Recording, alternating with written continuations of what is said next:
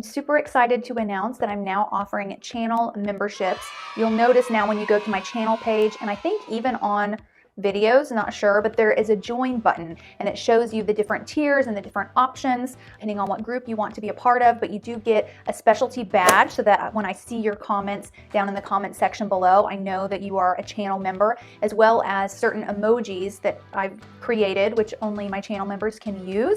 I went into depth kind of like deciding on which names to use for the different tiers. It was a really fun process, and I'm looking forward to being able to establish an even more personal community on this platform than what we have going now, which honestly already feels deeply personal to me. So I want to give a big thanks to everyone who decides to join. If you cannot join, don't stress about it. Don't worry about it, okay? I'm grateful just to have you as a subscriber, heck, just to have you as a viewer today. But I did want to let you know how that worked and how you can sign up if you're interested.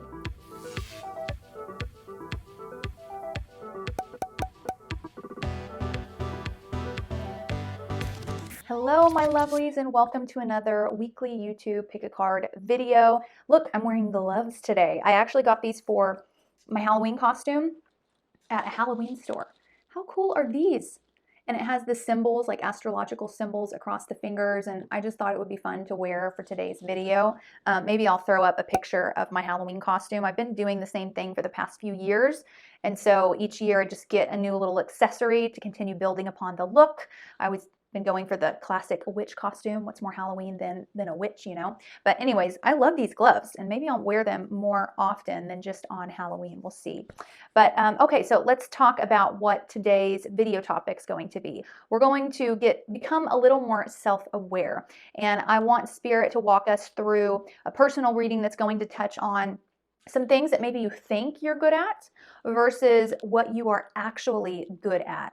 So it doesn't necessarily mean that you're not good at the things that you think you are. It could mean that, though. It can also mean that maybe you're misinterpreting, you know, what it is you think that you're good at. Like maybe on the surface, yeah, that's what you're good at, but on a deeper level, this is what you're actually good at. This is what you're actually doing, you know, connecting meaning, I guess, into your talents and your assets. Some of you may be discovering brand new talents or assets that you haven't really developed or utilized, but that are within you. So we're going to have 6 piles today to choose from. And here in a second, I'll flash an image of the piles. Take a look and try and feel out which one you are most drawn to, which one is pulling you in, connecting to you. If there's more than one pile, absolutely listen to both, listen to all 3, you know, however many are calling to you, and timestamps for everything will be down below. So I will see you all at your piles. All right, you guys may notice that there is a big black square on the screen, which was originally pile 3, and I did record pile 3 in detail, and it was about a 30-minute recording. And when I started editing my video, I noticed that pile 3 was missing. So somehow it did not get recorded, or it was accidentally deleted from my phone. We will never know. I try to, when things like this happen, think of it as, okay, what was meant to come out of this? Was it meant to be this way? Pile 3 was extremely personal. And so I've decided to actually lay out the cards from pile 3, snap a photo of that, and record a summary of the messages in there as a collective reading. That's the direction I feel that Spirit kind of wants me to take this. Maybe this is something that everyone needs to hear right now, or if you're feeling called to it as I'm saying this out loud to you at this time, then by all means feel free to check out pile 3. I will leave a timestamp down below. It will be at the very, very end of the video, and you can check it out after you do your personal reading or before. It doesn't matter, but I think there are a lot of great messages in that pile, so I would hate to see it go to waste, all right? So I'm going to stop chit-chatting now, let you guys take a minute to relax and choose your pile, all right? And I'll see you at pile 3 if you feel so called. If not, I will see you at your pile.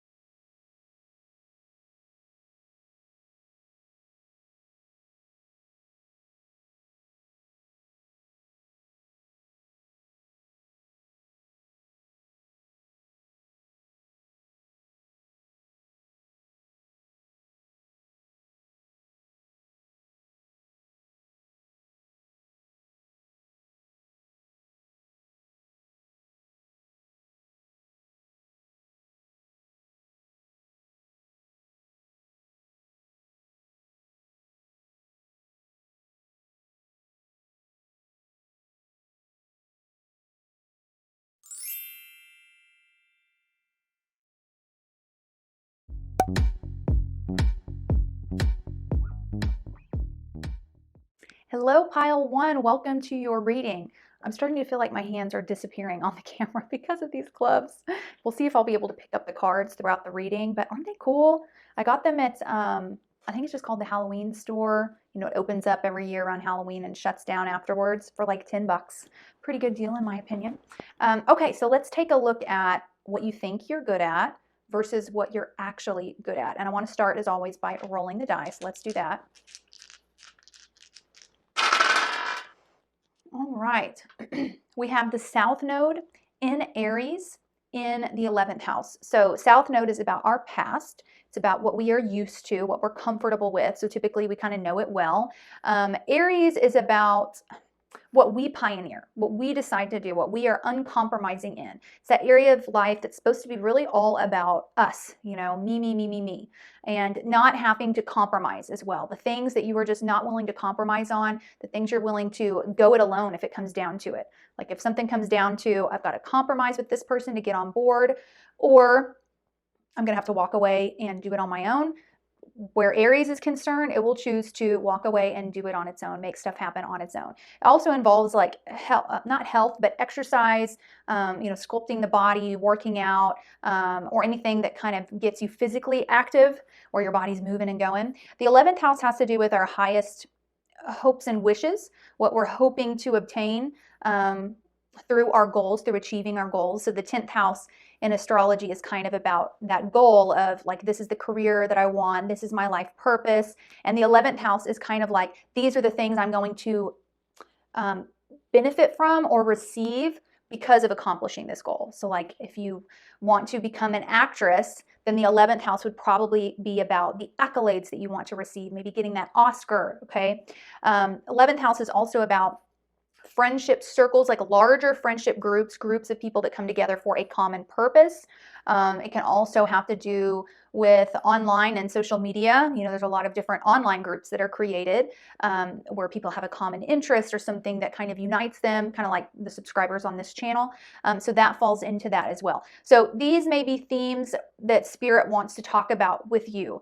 Today, when Spirit delves into what you think you're good at, what you're at versus what you're actually good at, I think they're wanting you to relate these talents, okay, these assets that you have towards this area of your life. Like, what are your ultimate goals? The parts of you that are, you know, what you want without compromising. So some of us may have goals that relate to, like, I just want, for example, I just want this particular person to love me. That's kind of a mutual goal. It requires, you know, more than one person in order to make it happen. Spirit's wanting to talk to you about, well, what is it that you want to do? What are the dreams and aspirations that you have that only involve yourself? There can be other people on board, but ultimately it only takes you to accomplish it, and relating that to your talents that they're going to bring up. So let's take a look at the tarot first. All right, we have 3 of Cups, Queen of Swords. This is air energy, so Gemini, Libra, Aquarius. Oh, more swords energy. Knight of Swords, Gemini, Libra, Aquarius. And then we have 3 of Wands. This is Aries energy here. We actually have 2 3s, the 3 of Cups versus the 3 of Wands. Interesting. Okay, so I'm already seeing in the tarot that there is this, there's a little bit of a disconnect here in some of the things that you think you're good at versus what you're actually better at, okay? So it's not that you're not good at these things, but I see that you're better at something else. So I'm seeing on your end consciously, there's a lot of emphasis or a belief, you know, or a focus that you are really, really good at bringing people together, you know, making good memories, making fun things happen, you know, celebrating life. And I see like a lot of party throwing or events that involve multiple people, maybe like vacations that like you get everyone on board for and everyone goes together. You know, maybe you're the type that whenever you're hosting an event at your house, you're like, no one needs to bring their own alcohol. Like, I'm going to go grab all of it for everyone and all the food, and, you know, like really bringing people together in that way. And I also see that you view yourself as someone who is very good at setting boundaries with people, very good at being a very logical thinker, Very good at being receptive to others though as well, because this is feminine energy. It's a queen. So she's very open and receptive to listen to what other people have to say, even if that's not going to ultimately change her opinion. And if it does change her opinion, she's okay with that, as long as she knows that what she's looking at seems logical and makes sense factually. So it's like she's open to listening and to hearing the other points of view, but confident in her final decision, whatever it may be. Okay, she doesn't have this fear of her mind being changed. Her mind's only going to be changed if she thinks it makes sense. Okay, so that's how you view yourself, which I do think that is true. Okay, but this is what I'm seeing on the other side of it that Spirit wants to talk about. This is what you're actually better at. Okay, so we have Knight of Swords and Three of Wands. First of all, let's talk about the difference between the Knight of Swords and the Queen of Swords. They're both logical thinkers, okay? They're not real emotional people. They operate more from the mind, from facts, from logic, things like that. And they're both very communicative, okay? But the Queen of Swords is more receptive. She's feminine, remember? So she's kind of open to listening to what other people have to say, but confident in knowing that it will only sway her if she needs to be swayed, okay? Whereas the Knight of Swords, he is exerting himself upon the world. This is masculine energy. So his ultimate focus is what he has to say, okay? And also taking action very quickly on what he has to say. Maybe getting it all out at once, all right? The Queen, she's going to be more ponderous. She's going to sit back and kind of think and let me carefully plan how I want to do this, and let me just listen and be quiet today. I'm just going to take in what everyone else has to say. I'm not going to give my input, and then I'll figure out what I'm doing tomorrow. Like, she's more calculating, okay? Whereas the Knight of Swords, he's the fastest moving knight in the deck. As soon as he feels something, as soon as he gets that new bit of information, he's ready to get on his horse and go with it and take action. And, like I said, big difference here is that Queen of Swords is more receptive to listening, whereas Knight of Swords feels it is urgent for him to speak.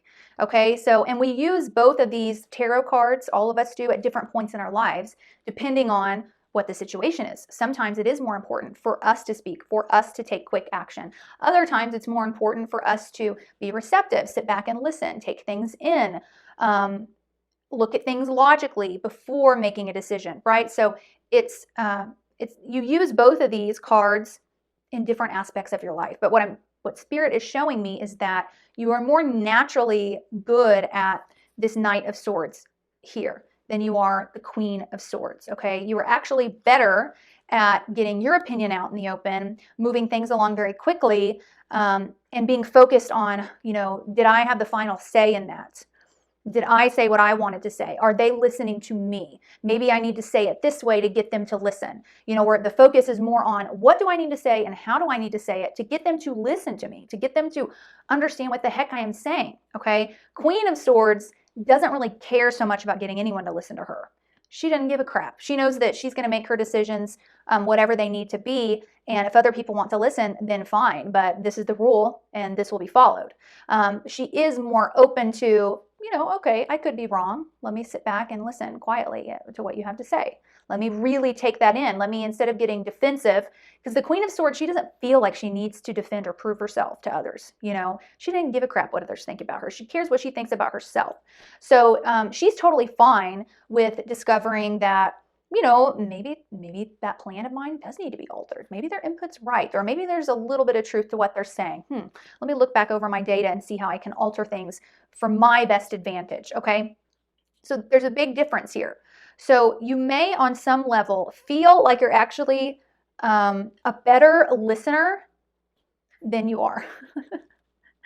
And I know that that's not something you're going to hear and think, oh yes, I want to continue this reading with you, Addison. You haven't offended me at all. And I prepared for that for today's reading. Like, I expected that, I guess I should say, because I wouldn't like hearing that either. But this message is coming from Spirit, and obviously they do think that by showing you this, it's going to ultimately help you get out of your comfort zone, remember South Node on the die, and to finally obtain those those goals that you want to obtain, the benefits from the goals that you're after, the rewards or whatever it is you're kind of aiming for in terms of your legacy or manifesting your highest hopes and wishes, being able to connect with larger communities and groups of people, like finding that tribe.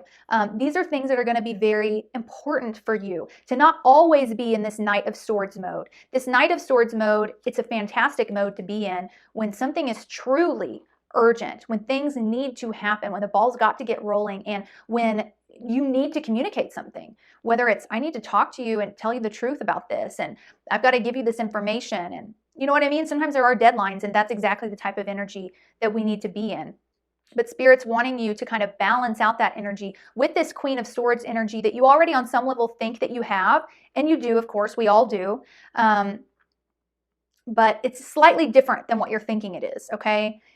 What you have is slightly less receptive, slightly less open to criticism or to truly changing your course of action, or maybe it's just slightly less patient. It's a huge difference in the Queen and the Knight.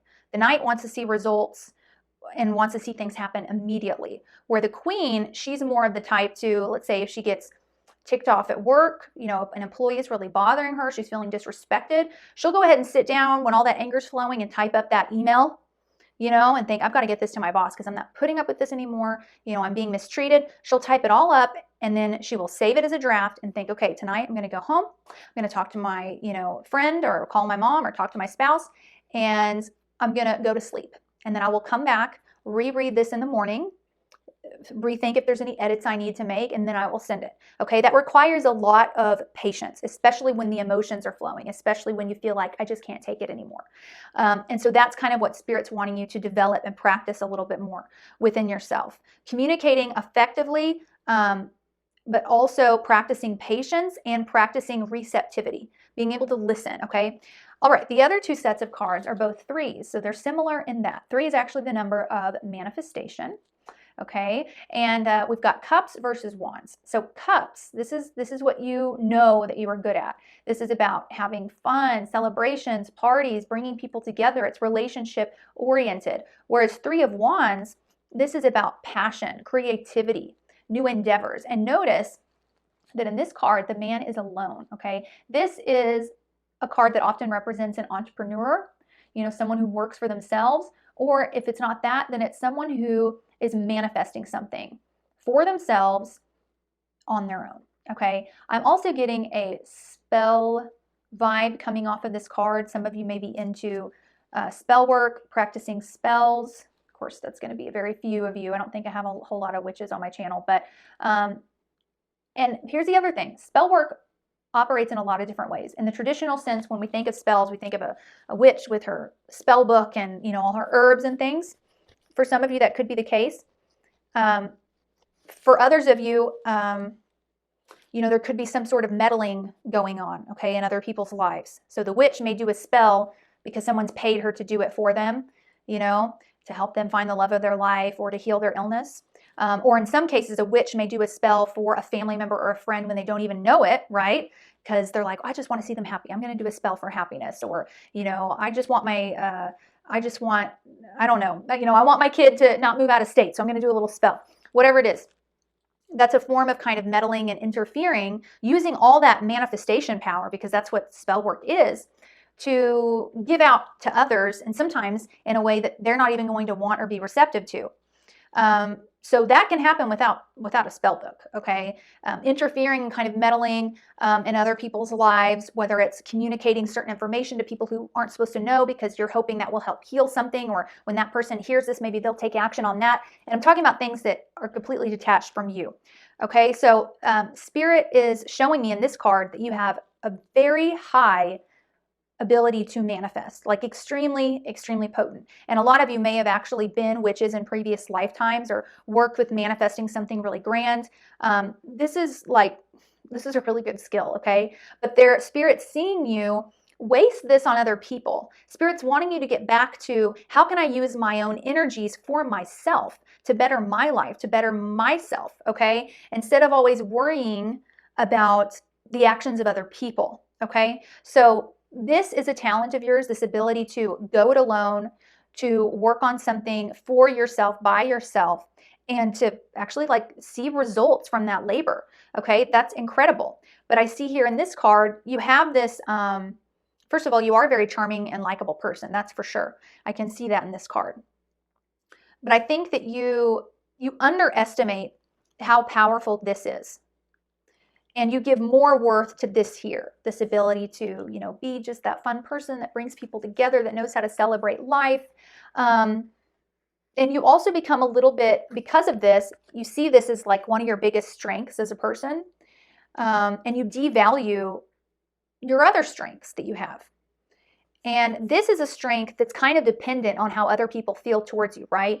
If you believe that you have this, your biggest strength is being this likable person that people want to be with and party with and have fun with, then the moment that one of those imperfect people pulls back or just isn't, that interested, or an argument happens, you all of a sudden feel that all of your worth, all of your value as a person and your biggest strength is being ripped away from you, because you're not reminding yourself of these other strengths that you have, that ultimately you are really good at creating something on your own, finding something on your own to be really passionate about and to build something from that. And so it kind of makes you a little bit unstable emotionally because of that. Although you're not a super emotional person. We got Queen and Knight of Swords here.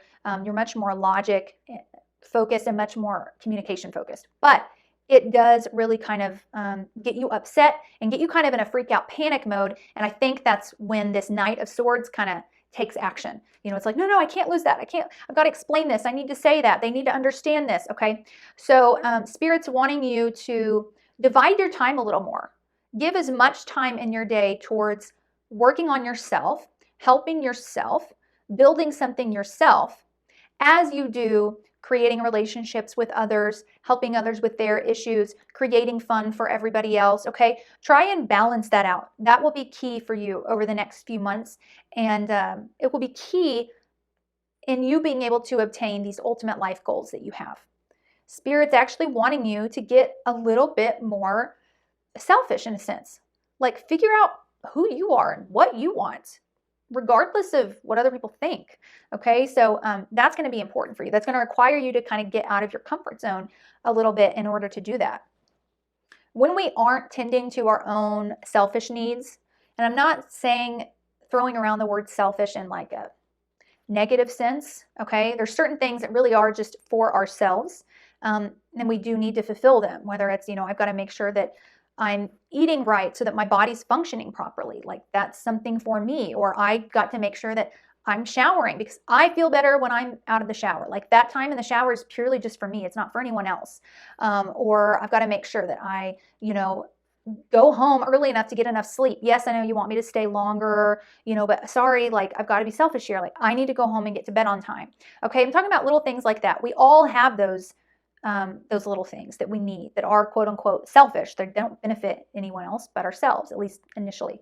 When we're not tending to those things, taking care of ourselves in that way, what happens is those selfish needs build up into our shadow until it becomes too much to bear. And then it explodes. And then we end up coming off as super, super selfish, which is the thing that we aren't and that we don't want to be perceived as. But whatever happens in that moment of chaos where this shadow side that's been pushing down so many selfish needs for so long explodes and becomes uncontrollable, then something really selfish does happen in a more negative way. Okay, so Spirit wants you to stop trying to get rid of your selfish needs and instead try to tend to them on a daily basis so that things don't build up, so that you don't end up in some sort of chaotic situation, whether it's, maybe you explode verbally. There's a lot of stuff that you say all at once after so much is built up, and a lot of it, you regret, or maybe it's not, that nice, or, even if it was true, it's not the way I wish I would have said it. Like, I know it was wrong the way I did it. I yelled, or I called them a name, or insulted them, and now I've kind of muddled the whole situation, and now we can't reach a resolution, or whatever it is, Spirit wants you to take note of that and start embracing the idea that we're all selfish to an extent. And that's a good thing, because it ultimately does help other people in the long run as well, to be honest. When we're realizing that we have a need and we tend to that need, It prevents chaos in our future. Okay? All right, so let's take a look at the oracle cards. We've got 2 from each deck. One represents, you know, what you think you're good at. The other represents what you're actually good at. So I'm going to unveil all of these for you. All right, so let's go for this card here. Okay, so researching things. So this is something you think you're good at versus solving problems. This is what you are actually good at. Let's go to the next card real quick. All right, the visionary, Jupiter, what you think you're good at versus, yeah, look at that magic. The magician, Rahu, what you're actually good at. Love that. Okay, thoughtfulness, what you think you're good at versus pleasure, what you're actually good at. I love that for you guys. Yes, you guys need to indulge a little in yourself, for yourself. Okay, so it looks like you feel that you're pretty good at researching things. You're actually better at solving problems. So one of these is an investigative card. You can see in the top right. The other is a realistic card. You do feel a little bit more practical, okay? I think that you feel that you're really good at researching things because you are good at kind of taking in data and information and being able to separate your emotions from a situation in order to figure out like what needs to be done. So that is good. But you aren't, when I think of researching, I think of someone that like really delves all into something and, you know, may read like 10, 20 articles on it and then read 3 different books and compare and contrast what this person believes about it versus what that person thinks. And then talks to a bunch of different people. Like it's a long-winded process to research, to truly research. It's much more than just like, you know, reading one article or reading one book and being like, okay, this is it. I've done my research. And I feel that you're much more fast-paced than that. I'm actually feeling quite a lot of like Gemini-like energy from this pile. And Gemini loves gathering information, but it definitely doesn't like research hardcore. Gemini likes to ask questions and likes people to give them answers. But it's not a hardcore researcher type of sign because once it gets bored with something, it wants to move on to something else. And Gemini is very quick moving and fast paced. And that's what I feel like your energy is. And that's why you're actually better at solving problems. So I do see that you lightly research things or research them enough, you know, in your opinion, to be able to do what you need to do with it. So you're not interested in researching for the sake of research, like some people actually are. You will research or look into something when there is a problem that needs to be solved, when there's something you want to fix. And you're very good at taking the little bit of information that you get from something and developing a solution-based plan and taking action on it immediately. That is really one of your greatest strengths. You're not going to sit around and say, well, no, but I need to gather every ounce of information possible before I make a decision or make a move. No, you're very much like, let me just get just enough, okay? I don't want this to take forever, and I'm going to make a decision and start taking action and solving some problems. So this would be great to use in your work life or career if you have one going, especially if you work with other people or you work in some sort of position that requires that you kind of solve issues quickly and on a day-to-day basis in whatever capacity that may be, because it really is a strength of yours. Okay, so then we have the visionary card versus the magician card. The visionary card is about Jupiter. The magician card is about Rahu, which is also known as the North Node. So the visionary, this is what you think you're good at. It says the world is filled with possibilities. Jupiter is a very optimistic sign. It looks at the big picture. It's an uplifting, spontaneous sort of energy. It wants to see the bright side and it wants to expand. So let's read some of the adjectives at the bottom. Inventive, expansive, wise, insightful, enthusiastic, curious, courageous, philanthropic, imaginative, knowledgeable, conceptual, inspired, idealistic, benevolent, and humble. Okay, now let's take a look at what Spirit says you're actually good at, which is the magician, which is the manifester, right? It says, I am a master manifester at the bottom here. Acquisitive, alternative, intelligent, conscious, creative, magical, intuitive, inventive, alchemic, technical, artistic, dynamic, psychological, synthesizing, eccentric, and charismatic. This feels much more you to me. This is much more of a potent energy. It's powerful, but it's also so imaginative and kind of inventive, like what do I want to create? I can do this. But yeah, there is a level of eccentricity, like it says here, alternative. okay? Kind of giving me like Aquarius vibes. Whereas Jupiter is often represents law and order. Like in sidereal astrology, it represents law, order, religion, following the rules that need to be set in place, and why, how God wants the world to operate. And getting, like, Jupiter can also represent like a standard education, getting that bachelor's degree, that master's degree, really becoming an expert in a particular field.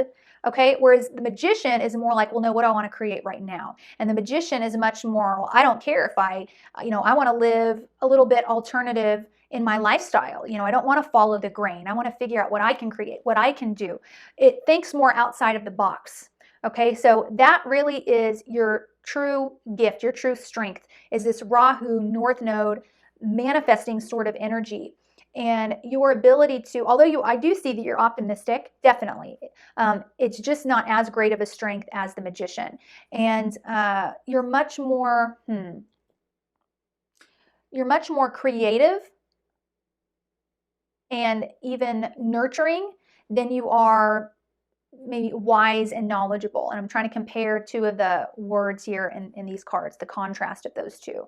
When it comes down to it, you aren't the type of person that will say, well, but this is how you need to live your life. When we go to someone that we think of as like wise or for wisdom, we go to them because we want them to tell us, like, how should we live our lives? What do you see happening? What do you think I should do? Like, give me direction, give me guidance, okay?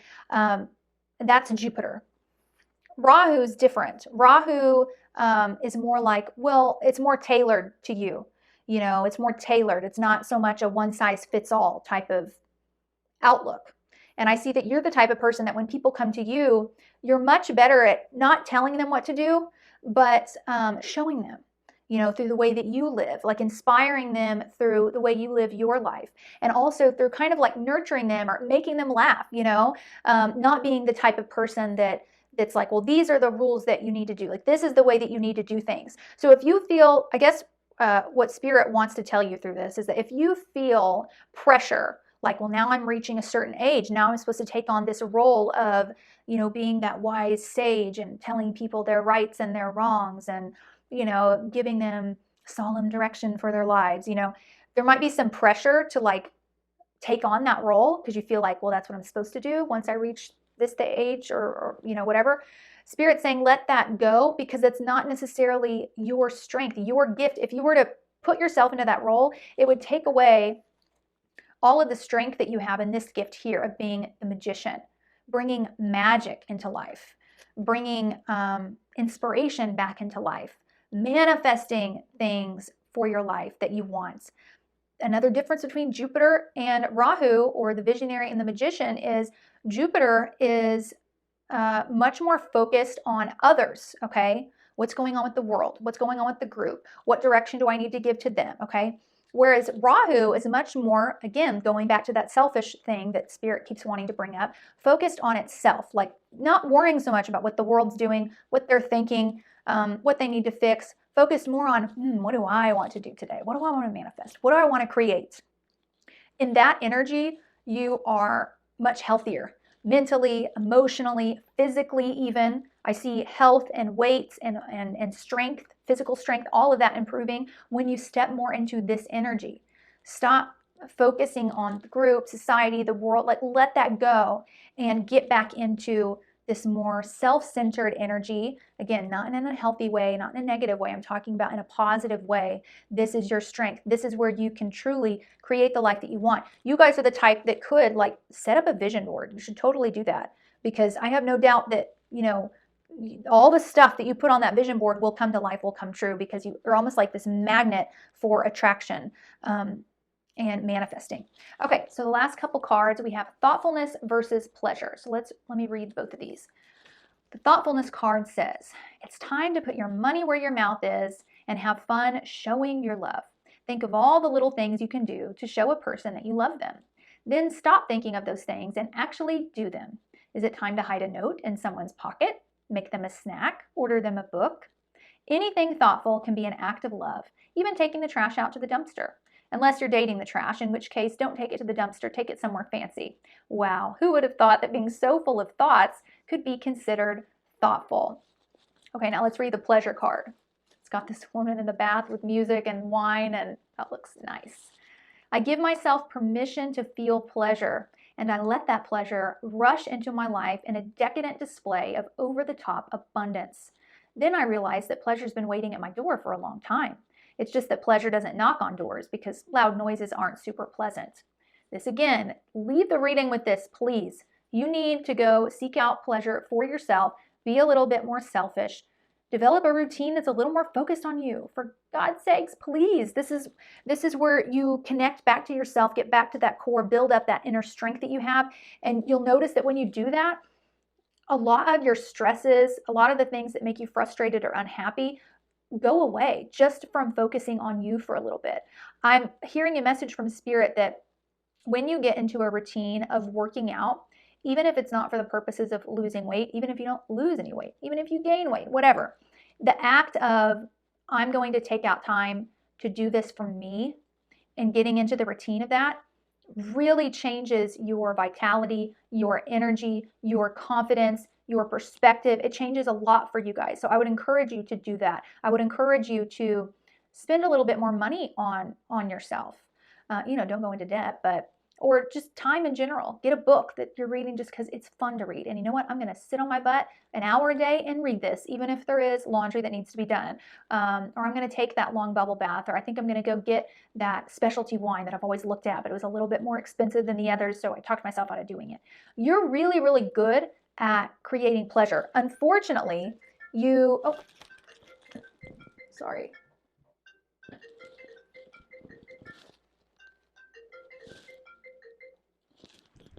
Okay, sorry about that. Somehow my phone is hooked up to my laptop. So even if my phone's on silent, the laptop rings. I've got to figure out how to disconnect that. You're really good at, and you enjoy creating pleasurable experiences for others. Maybe it's your kids, maybe it's your spouse or family members or friends.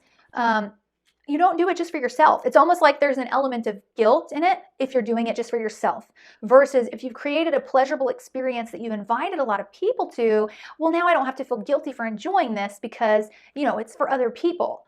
So it's like your only outlet that you allow yourself for pleasure is like, well, as long as it's with other people, then that's okay.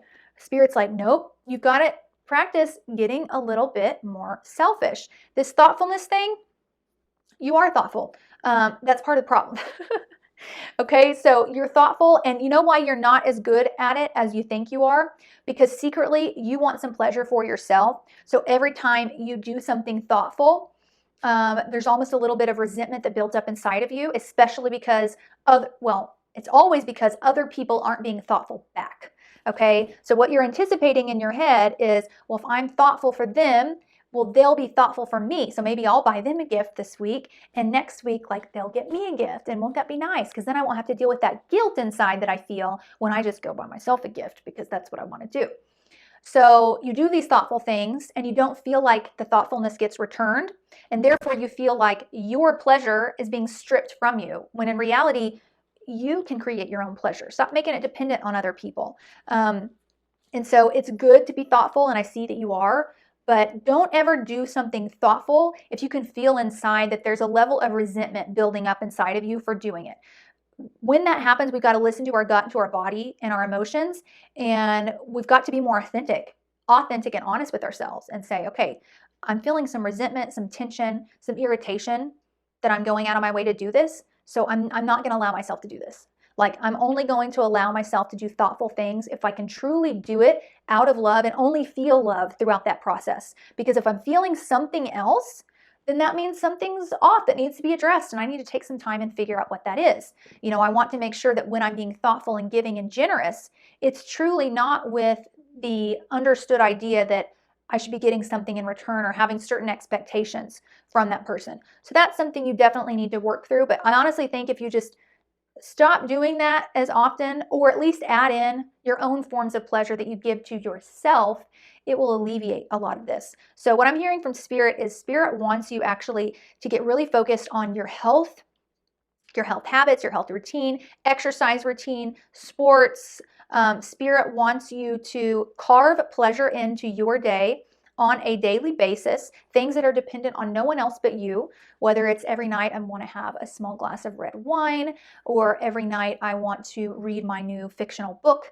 that I bought, or I want to take a long bubble bath, or you know what, I think I want to go to the salon and actually get my hair done. Whatever it is, little things that you can do for yourself, as well as manifesting. Get that vision board up, because you guys are master manifestors. And yeah, and start some sort of endeavor that's very you oriented. Like, is there a business that you're wanting to create? Is there, you know, some sort of piece of art that you really want to focus on learning how to paint, you know, and hanging in your house, you know, something that's really just all about you. Do those things, all right? That way you can help balance out these two aspects of yourselves, bring them into harmony, into union. And the last thing is, some of you have some important conversations that need to be had and that are going to be had in the coming months, all right? Spirit's wanting you to focus more on listening during these conversations. I think a lot of you know who I'm talking about. There may be some frustrations with people at work or certain family members, okay? Maybe things have already kind of boiled up. I see some reconciliations happening, some resolutions being able to happen if you can embody this Queen of Swords energy, this sort of patience, open-mindedness. I'm going to focus on listening to what you have to say, not being defensive. And that doesn't mean that I'm agreeing with it, but I'm willing to sit back and listen and take it in. And before I respond, I'm really going to soak in that message, think about it, sleep on it, okay, and then carefully craft my response. Okay, so try and do that, because some important conversations will be coming up. For some of you, it could be job offers, promotions. I don't know, it'll be different for all of you, but try and do that. Embody this Queen of Swords, okay? All right, I'm going to leave you guys here, but I want to thank you so much for coming. I hope some of you join the channel as channel members. I can't wait to see some of the emojis and the badges down in the comments section, and I look forward to seeing you in next week's Pick a Card reading. Love you.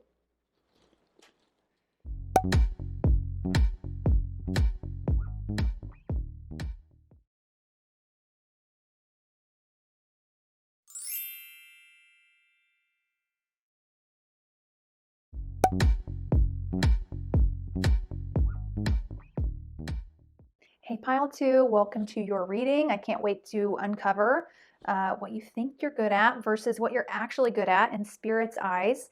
And so let's start actually with rolling the die. All right, we have the South Node in Leo in the 8th house. Interesting. South Node came up in pile 1 as well. So I'm seeing a common theme here. All right, so South Node is about our past, our comfort zone, what we're very used to and comfortable with, well versed in, and know well. You know, it just kind of comes naturally. This is what we are accustomed to. Leo is about our shine, our self-expression, our generosity, our inner child, our creativity, our playtime, our leadership qualities, yeah, where we get that applause in our life. Now, the 8th house, that's actually a kind of hidden house in astrology. It's the parts of our life that are typically too intimate to just be shared with everyone. It's very psychological, okay? So like therapy is common in this type of house.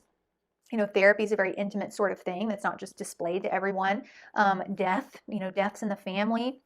That's something that's more intimate, as well as the more intimate aspects of our life with our partner, sexual intimacy. It's something that's not usually on display.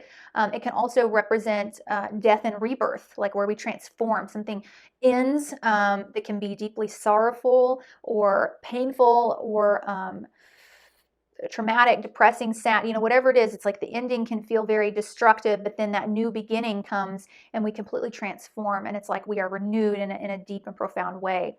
Okay, so I think that in today's reading, Spirit wants you to listen to what it has to say and apply it to this area of your life, okay? Finding that inner shine, that self-expression, maybe getting outside of your comfort zone a little bit and being able to make a grand ending in order to create a grand beginning, a transformation, you know, like the butterfly coming out of its cocoon. So this is big for you guys. This could be extremely transformative if you're willing to be receptive to what Spirit has to say. All right, so let's take a look at the tarot cards. All right, we have 10 of Pentacles, 8 of Swords,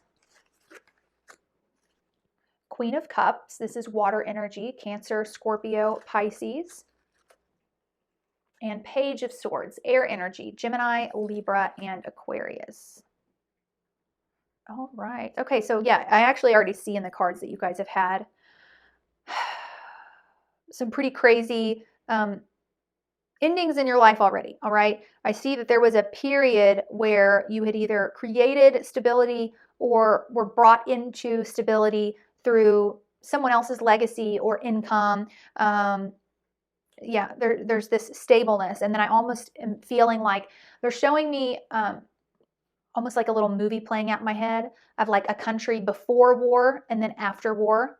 And the country before war being like abundant and thriving, and like these little families that, you know, had these, you know, a beautiful home and little plans for their future, and maybe, you know, a baby's on the way, or, you know, like mundane everyday aspects of life that we often take for granted, our sense of stability and security, and then showing me how there's almost like a, you know, bomb and explosion, and all of a sudden, like, their lives are completely different. You know, there's no more like thinking about if we want to put the kids in soccer or what car we're going to buy next, or, you know, it's like all that goes out the window. Now it's like, where are we going to get our next meal? Are we going to survive? I'm seeing that go on in your life in a sort of metaphorical way, a symbolic way. Okay, so I see that you've been forced to transform maybe more than once over your life. Spirit's wanting you to be open to an optional idea, a choice to transform this time around, all right, where the power is in your hands. So this is going to be a more internal transformation than I think an external one, although it will inevitably affect your external reality, but it starts within here, okay? There is also this, for some reason, they're showing me actually other people in your life, perhaps a mom and a brother, okay, that have had a huge impact on how you view yourself, how you view the world, and your sense of confidence as well. There's a lot here. You know, I can see in this card, this woman is being bound and she's blindfolded. It's like there's a lot that you are blinded from in terms of what your talents, strengths, and assets are, what the faults and flaws are in other people, especially people that you trust and love. It's almost like you've voluntarily given away your power because you trust these other people so much. You know, maybe it's a spouse, or like I said, a parent or a sibling, or but it almost feels like, yeah, you know what, I trust you so much, just go ahead and blindfold me. That way I don't have to see any of the ickiness of life. And I trust that you'll protect me and guide me to the right place. You know, that's relinquishing your power. You know, now you're unable to see what's going on. Because it almost feels like it's like, well, there's already an inability to see what my true strengths are, what my talents are, what I'm good at. I'm unable to see that. And that has to do with kind of how you were raised. So if you can't see what your own strengths are, then yeah, no wonder you would rather trust other people with the more difficult things, or maybe just with life in general, because it's like, I don't think I would be able to handle that. It's much easier to just allow someone else to handle that for me. I hope this is all coming together and making sense for you all, because Spirit's wanting you to take off the blindfold, okay? That's what this transformation is going to be about for you. Take off the blindfold and really look at people and things for what they are. Gather up that information. Seek out the truth about yourself as well, okay? This transformation could be massive for you. I feel like the gifts that Spirit's going to bring up, things you're good at, I don't even know if they're things that you are actually utilizing. Whereas like in the other pile, I think they were utilizing the gifts already that Spirit thought they were good at. They just didn't realize they were, you know, maybe that good at them. Maybe they thought these other gifts were stronger. Whereas here, it almost feels like, no, these gifts, these talents of yours, the things that you're great at, have gone stagnant. They aren't being utilized. We'll see as we get into the rest of the cards. But there needs to be, I think a lot of you are going to need to do some form of therapy to get to the bottom of this. But I know that's expensive and it's not affordable for everybody. So if you can't afford therapy, find the right books, watch the right videos, journal, like get yourself to open up to yourself, you know, if you can't pay someone to do it for you, and really delve headfirst into your psychology at this time. Okay, I know that's going to be a little bit out of your comfort zone. It feels difficult to go through, especially because some of you in this pile have trauma in your life that you have blocked, that you have disassociated from, that maybe you don't even remember because it's so repressed. All right. And that's a big part, I think, of why you don't want to delve into this. For others of you, it's not specific memories or trauma. It's just certain emotions that it's like, I can't deal. I don't want to deal with that. Okay. Because you actually have this, there are two people in your life, this Queen of Swords and this Page of Swords, that incarnated here with you to show you, almost to get you to realize your own strengths in a sense, or to be a physical embodiment of these aspects of yourself that are strengths of yours, if you can grasp onto them and utilize them. So Queen of Swords could be mom or any sort of maternal or feminine figure. Now, at a healthy state, which is what Spirit wants to talk to you about, because this is a strength of yours, the Queen of Cups is a very good therapist, actually, for others, a counselor for others. She's good at emotionally connecting with others, making them feel at peace or a sense of ease in her presence. She's very intuitive. She typically has good psychic awareness, psychic abilities to kind of foresee the future and see what's coming. And she's very good at emotionally nurturing both herself and others. She knows what she's feeling at all times. She's very emotionally self-aware. Okay, and then Page of Swords, this is a little bit younger of an energy, and it feels masculine. So like I said, it could be a brother or a spouse, a kid, I don't know who it is for you, but someone out in your life is representing this Page of Swords energy to try and get you to awaken to your own. Page of Swords is very investigative, open-minded, likes to soak up all the information that it can, learn all the details about something. Page of Swords just likes to study, and just figure out what else it can learn. So someone with a strong Page of Swords energy might be like a jack of all trades. They might be someone with, several different degrees. They might be someone that just always is filled with little facts and tidbits of information that's interesting. And it's also someone who is quite open-minded, curious about life, wants to learn new things, is okay with new information kind of bringing changes within themselves, so very adaptable sort of energy. These are two strengths that you actually have that I feel like are completely stagnant and locked away.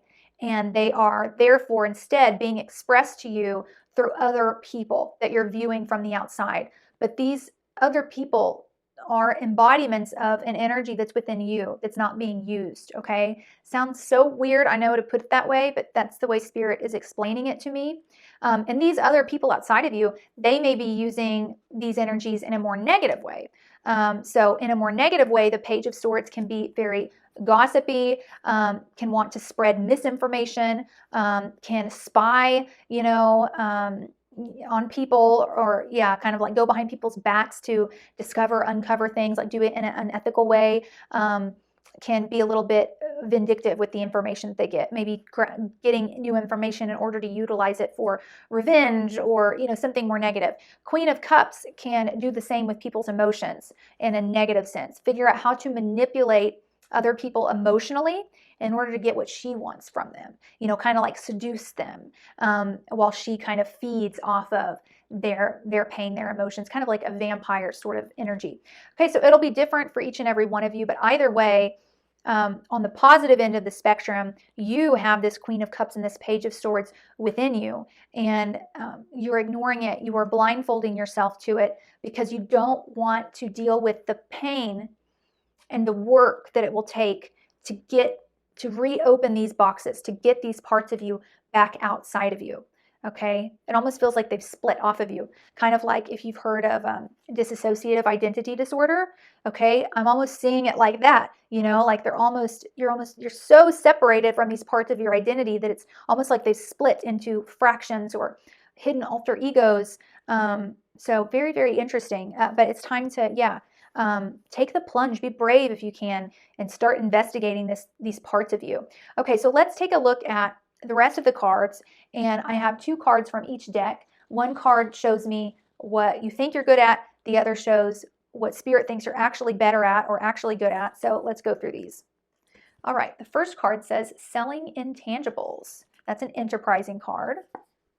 Versus what Spirit thinks, which is an artistic card that says seeing possibilities. Okay, so here's another card of what you feel you're good at. We have the Muse. This is a Venus card. It says, I inspire and I am inspired. And what does Spirit think? Oh, Spirit thinks you're better at the Mystic. This is K2, the South Node, which also came up in the die. It says, I am spiritually wealthy. Okay, and the last set of cards, reliability. Okay, so you feel that you are a reliable person. Spirit thinks you are actually really good at boundless love. How sweet. Oh, I love that for you guys. Okay, so let's talk about some of the differences here in the cards. So believing you're good at selling intangibles. So that could be like, a business owner that's good at making sales, making good deals.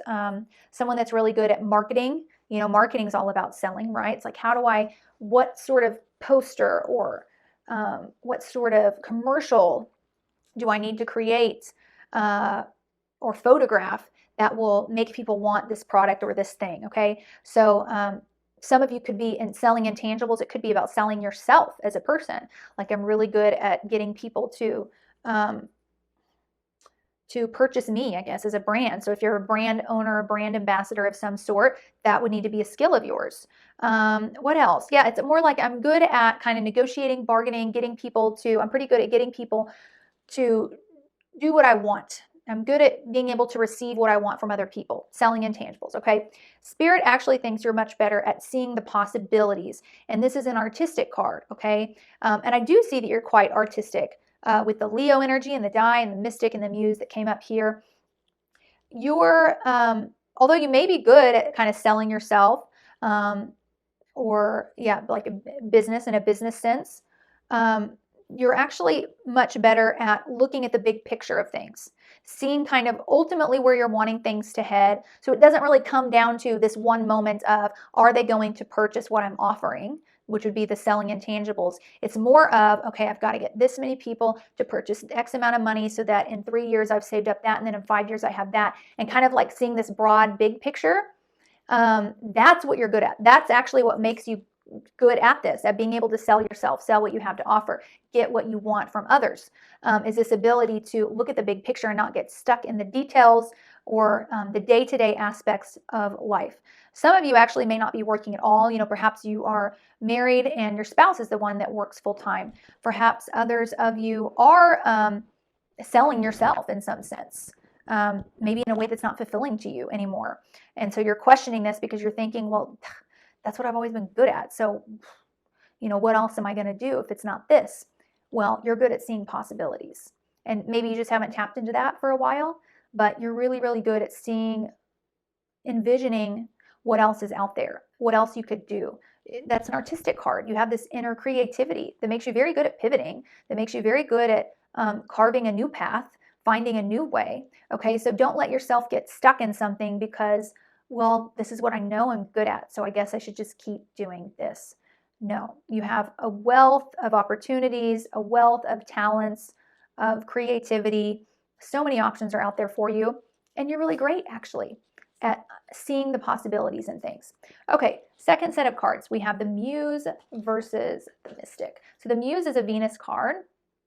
Some of the adjectives on this card are intuitive, inspired, idealistic, creative, divinely connected, passionate, emotional, and sensitive. Then we have the Mystic, which is K2 energy, South Node energy. Spiritual, sensitive, unconventional, transcendent, intuitive, introverted, illuminating, artistic, ingenious, intense, imaginative, innovative, revolutionary, rebellious, and mysterious. A big difference between Venus and the South Node is that Venus is very materially focused. It represents our values. It often represents money, the things that we own that have value, material things like our outer beauty, okay, that's represented by Venus. Therefore, Venus can also represent tangible art, paintings and things like that we can sell and exchange. Whereas the South Node, K2, actually represents like anti-materiality. Okay, it's the part of our chart where we just don't care about the material. It's much more spiritual. It's where we dissolve and where our ego kind of disappears. It's that meditative space in our lives. It's where we have no boundaries and we want to just be one with God. And therefore, these material things that are going to leave us when we die anyway, it doesn't matter. What matters is our soul, what our soul needs, what we need to feel spiritually fulfilled. Okay, so that's a big contrast between the two of these things. So it almost feels like you've taken this artistic, creative ability that you have and you've applied it to this Venus energy. Like, oh, this means that, I'm really good at accruing material abundance and beauty and, sex and love and art and these sorts of things. Whereas Spirit's saying you're actually much more of a spiritual person than you realize. You're much more interested in disconnecting from the material and the superficial in pursuit of your soul's essence, in pursuit of getting closer to God, into protecting your own energies and getting creative in that sort of space, in a more spiritual space versus a space that where you do something creative, there's a monetary exchange. The South Node is about doing something creative, tapping into that creative energy for the spiritual gains. Okay. So this could be I'm feeling that for some of you, this is actually harming you physically and emotionally at this point in your life. And you're choosing to ignore that. And Spirit's really calling you to get back to your spirituality. There's some values that need to be updated. There's some priorities that need to be shifted. And there are ways in which you are compromising, you're like selling your soul to a certain extent for the material pleasures of it. But emotionally, psychically, mentally, it's screwing with you. And that's because you need to feel spiritually fulfilled. Okay. So I would take a look at your life right now and kind of figure out how you can renovate things. Don't allow yourself to stay in a job or a place just because, well, but it's what I'm used to. Well, it's all that I know. Well, I don't think I'm good enough to do anything else. Lies, lies, lies. You can see the possibilities. For a lot of you, the answer is actually something quite unconventional.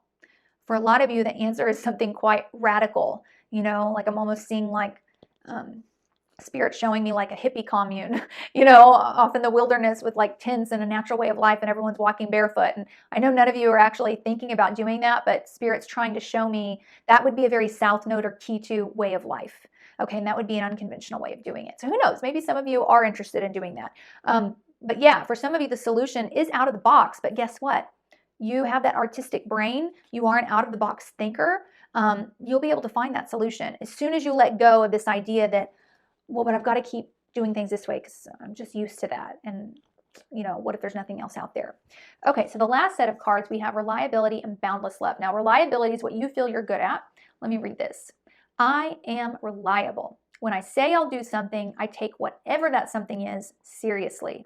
This applies to all commitments, even the ones that may have seemed small and insignificant to a less reliable me. From now on, flaking is just for dandruff commercials and cereal factories. Gross. I don't want to think about dandruff and cereal in the same sentence. Okay, let's see what you're actually good at, which is boundless love. Today, I'll open my eyes a little wider and walk a little taller, noticing that the world around me is filled with tiny miracles. With this in mind, it's easy to fall in love over and over again, with everything from honeybees to neon signs. And while I'm feeling this inspired and this in love, everything else sort of falls into place.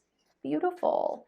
So yeah, with this reliability, some of you may have like some Taurus energy. We've got Leo here. Leo's a fixed sign. Taurus is fixed. I'm feeling a sense of like stubbornness, or you're very loyal. You value like being committed to something. And a lot of times you value that commitment way past its expiration date. Okay, so you're proud to consider yourself a reliable person, but Spirit's actually urging you to release some commitments. Be a little unreliable for a bit until you can transform, like this 8th house is all about. And your Spirit's actually showing us that you're actually very good at this energy of boundless love, which is very mystic, very South Node, very spiritual. When we talk about Spirit, Source, God, it's often represented by this feeling of pure, unconditional love. Living, breathing, operating, creating from a space of just pure love for yourself, for God, for the world, like this boundless love for everything around. And I feel like the life you've created up to this point doesn't give you room to express unconditional love or to even find it. I feel that you're in a kind of unforgiving sort of environment, an environment very focused on the material and, fair exchanges, like you scratch my back, I'll scratch yours, or what are we both getting out of this? Or I don't know, I'm seeing like a big city, with just sad people all in black and lots of cement. And the Boundless Love card talked about being able to look around and see the little miracles of life and the beautiful trees and the honeybees and the flowers in bloom and the animals. And I feel like you need to get back to a more natural space, because that is the energy you really thrive in. That is where you really blossom and bloom. That is what you were meant to come into this lifetime to do, to experience this transformation, to go from one polar opposite to the other, to go from being completely unaware, unawakened spiritually, to investigating, uncovering, healing, and like boom, being fully spiritually awakened with your whole life having shifted and changed through that. So I wish you guys the best of luck. I want to thank you so much for coming to this reading. And I look forward to seeing all of you who are going to sign up as channel members and seeing your little badges in the comment section, your emojis, and connecting with you on a more personal level. But I love all of my lovelies equally. And so with that being said, thank you again for coming. And I look forward to seeing you in next week's Pick a Card reading. Bye, my love.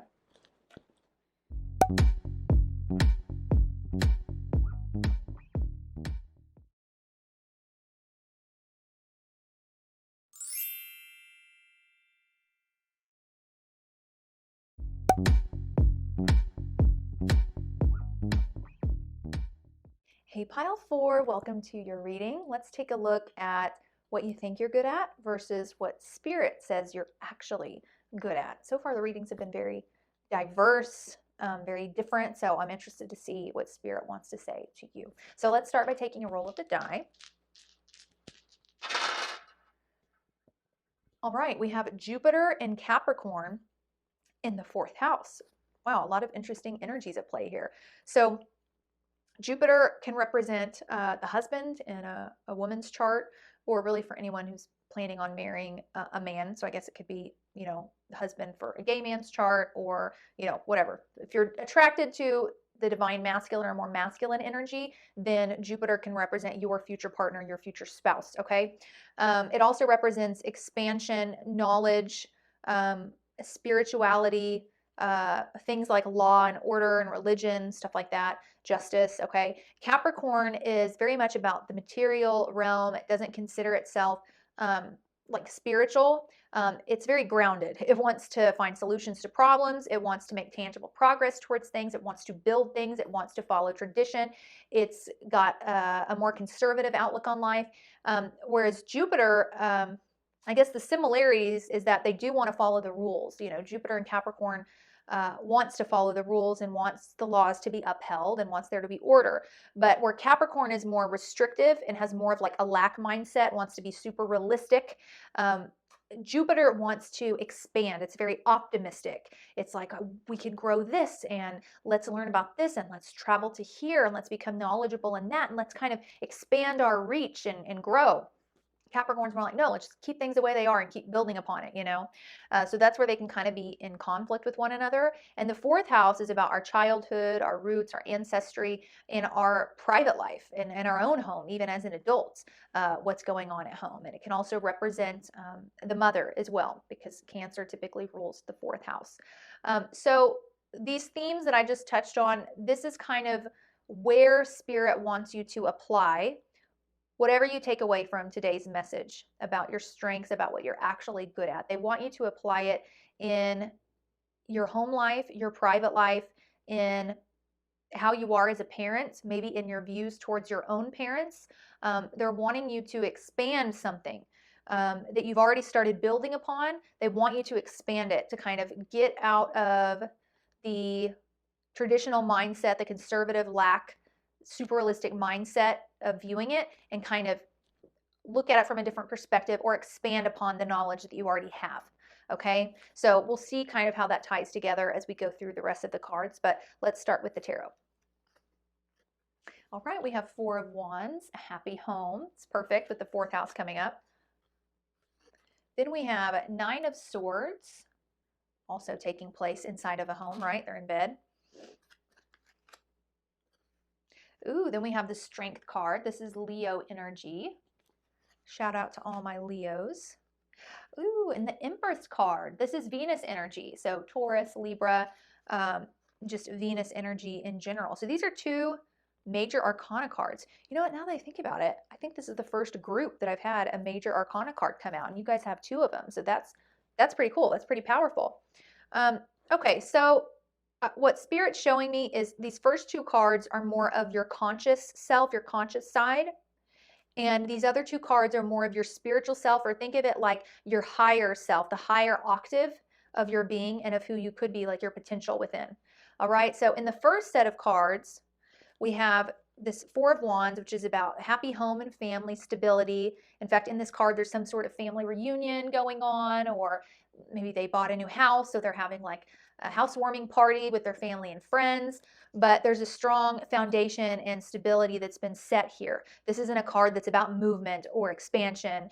This is a card that's about, you know, grounding and stabilizing and setting roots. And where things are real balanced, you know, nothing really needs to be moved or changed because it's so balanced. We've got Four Wands here. Like, what do you need to move? It's pretty perfect, right? And then you've got the Nine of Wands, which is about nightmares, okay, not sleeping very well, and also being prone towards anxiety, worries, fears, okay?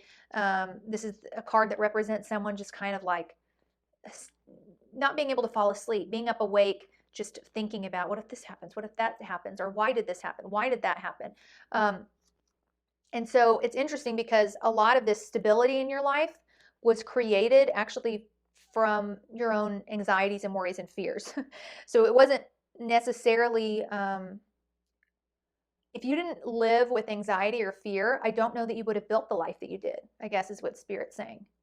It's almost like your motivation for creating the stability that you have was purely to relieve yourself of this anxiety. Like, if I can just make things really stable, it's less to worry about. What's interesting though is even as your life becomes more stable, the anxiety never really leaves, does it? So it's almost like, do you want to continue building a life and making choices for your life that are purely based on what's going to relieve my anxiety, or do you want to get down to the bottom of what is it that I really want, you know, to do with my life, and making choices from that viewpoint? Now, I still see you've done a pretty dang good job of, you know, creating a foundation for yourself, creating kind of a happy home, even if that home is just with you.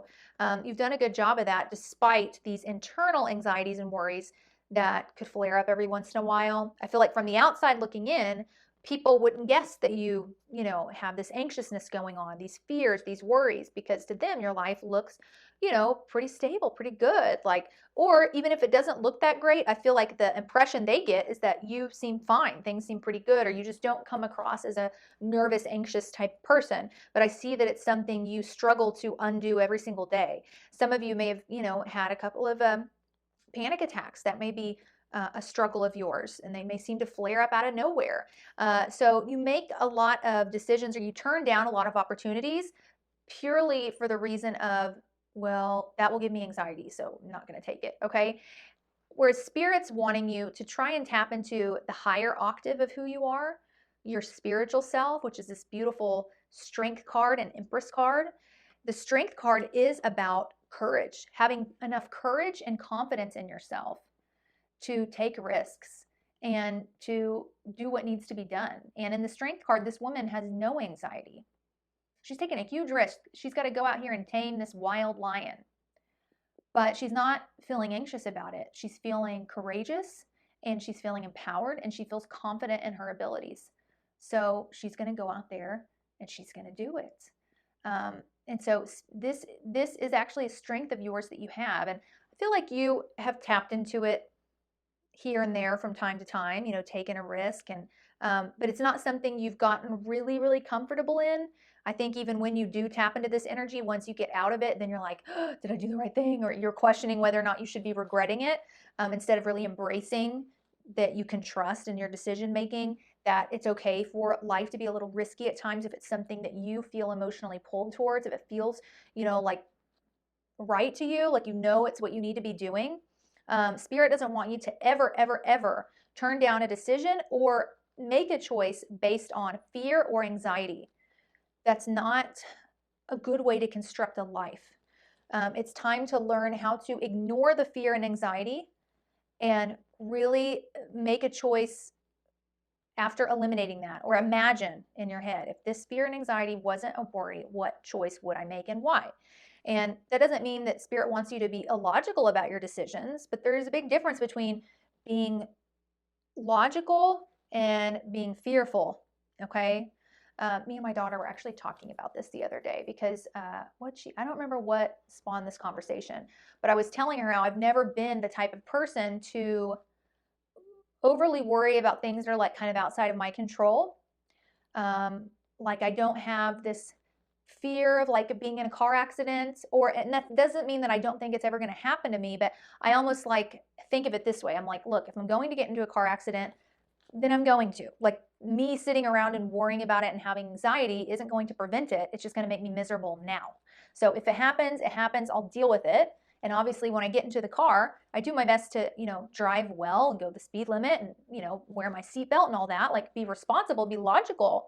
But I don't let any like fear or anxiety get in about getting into a wreck, because that just seems useless to me. It doesn't serve any purpose. In fact, if I'm anxious and fearful about it, it could actually make me drive worse, because I'll be so tense on the road and so paranoid that could actually cause me to have a wreck. Or even worse, if I like go way off into the deep end, I won't ever drive again.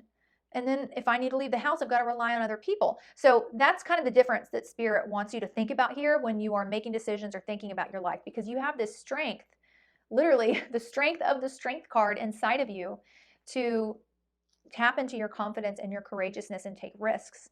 Then you also have the Empress card. This is the mother in the tarot. She's often depicted as being pregnant in most tarot decks. This is her with two of her children.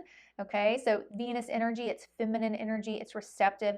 This is an energy of like manifesting, but in a relaxed way. Okay, and that's why it's depicted usually with her being pregnant, or here, she's with kids, because when we want to have a kid, we know what we need to do in order to get pregnant, right?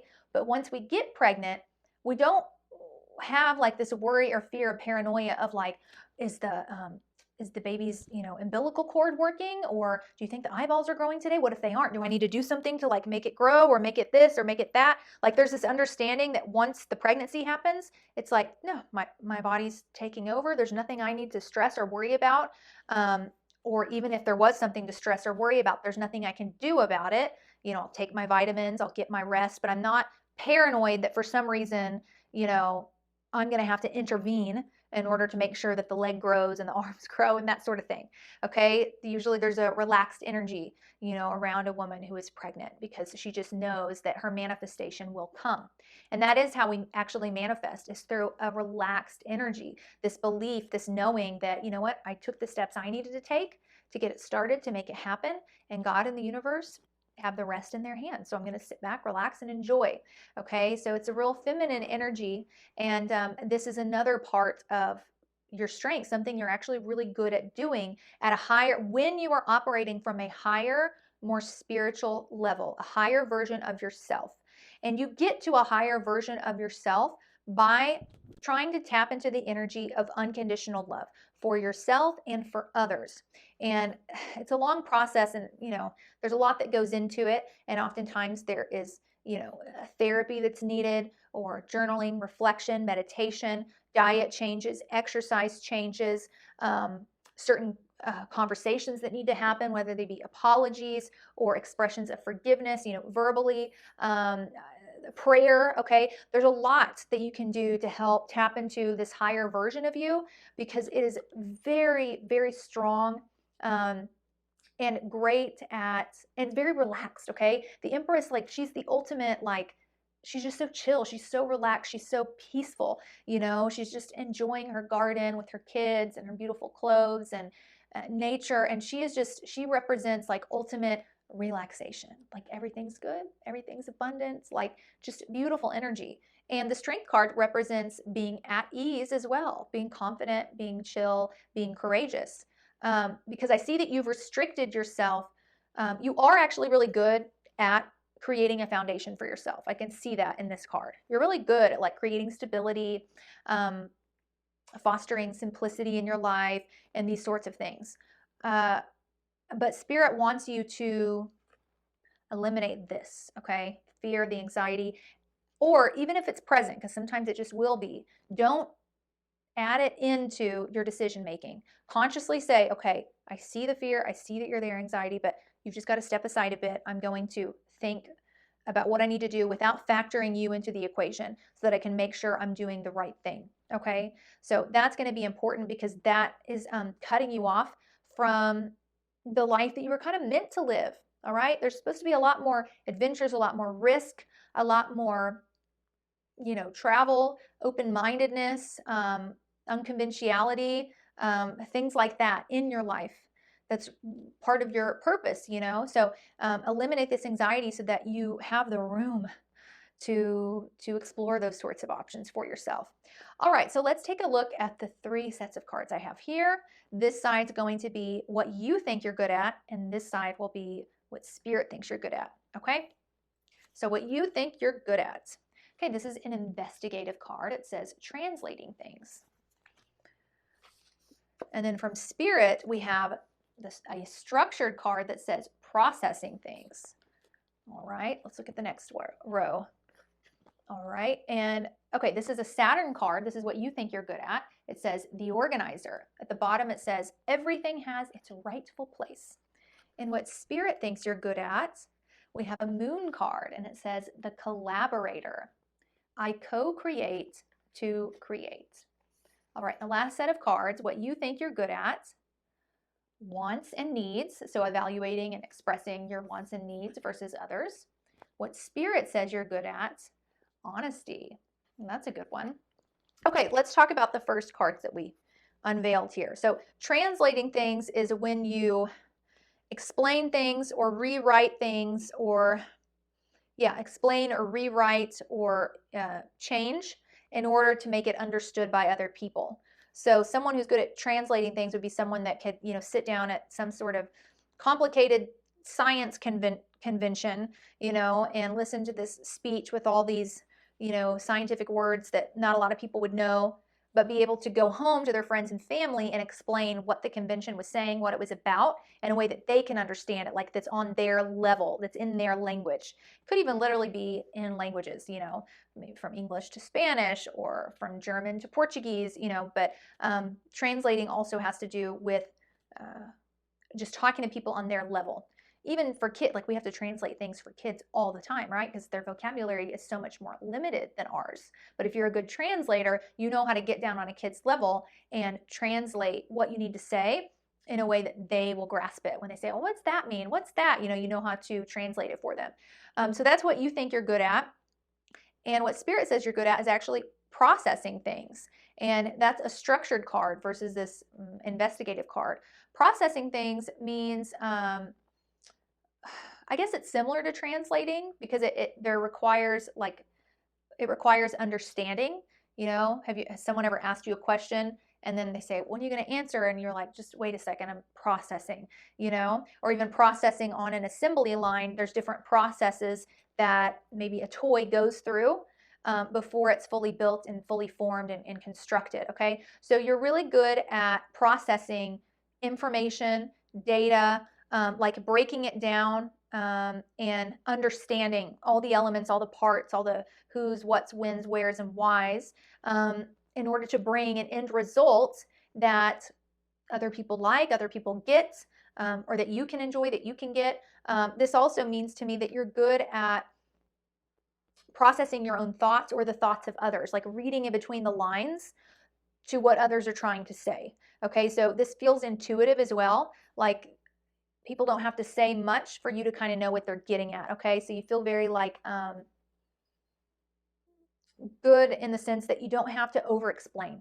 Okay. It's like you say enough to get the message across, and that person only needs to say enough. Like, I don't need all that extra like data. Like, I get it. Okay. So your mind's very quick at processing things and picking up on what the meaning or the intention is behind it. Whereas the translating things, that's an investigative energy, and that does actually require that you be willing to um, get a lot more data and information, like to be investigative about it before you translate it to the other person. It's not something that um, is meant to happen super quickly. All right. There has to be some element of study and of careful thought, because you want to make sure that once you're turning this into this, that the meaning stays the same. All right. So that requires like, I've got to think about the details and yada yada yada. Whereas processing for you, it's almost instant. It's very quick, and that's what you're actually good at, is processing the vague or the roundabout meaning to something. Or within other people. So this could be something that you use at your job. I mean, I know a lot of entrepreneurs, CEOs, like people who are like bosses at a corporate level, they're very good at processing things. They're the type that it's like, I only need so much information. Don't give me all the info. Like, that's just not even efficient, right? It makes me think of The Devil Wears Prada, Miranda. She would be good at processing things. She just needs enough to know what needs to be done to get to the point, and that's that. So, yeah, you're really, really good at that. The translating, you probably are somewhat good at that as well. But actually, what I'm hearing from Spirit is that sometimes when you are translating things, there can be misunderstandings. Like, people take it the wrong way. Yeah, it could cause like some arguments. When you translate even like your own thoughts to someone, like, this is what I want to say, let me think of how I want to say it and say it to them, and they kind of take it the wrong way because your brain moves so quickly that what you say and the way you say it may not be super well thought out. You maybe you didn't think it needed to be, and because you usually speak shortly and bluntly, people can read a lot into that. They can read a bunch because it wasn't super specific, and I see that it can kind of yeah, cause you problems or frustrations. And why did you take that to mean that? That wasn't what I meant at all. And it's because of that. And you may do something similar when it comes to other people as well, like translating things from what other people have said, like misconstrue the message. Whereas the processing side, that's really your strength, being able to get to the point of something. And so that is, I would say that like speaking and communicating, yeah, it doesn't feel like your strength. In interpersonal, like one-on-one sort of communications. Now, if it's a one-way type of communication, like you're on a stage giving a speech or you're writing a book, yes, that's perfect, because your ability to process things is excellent.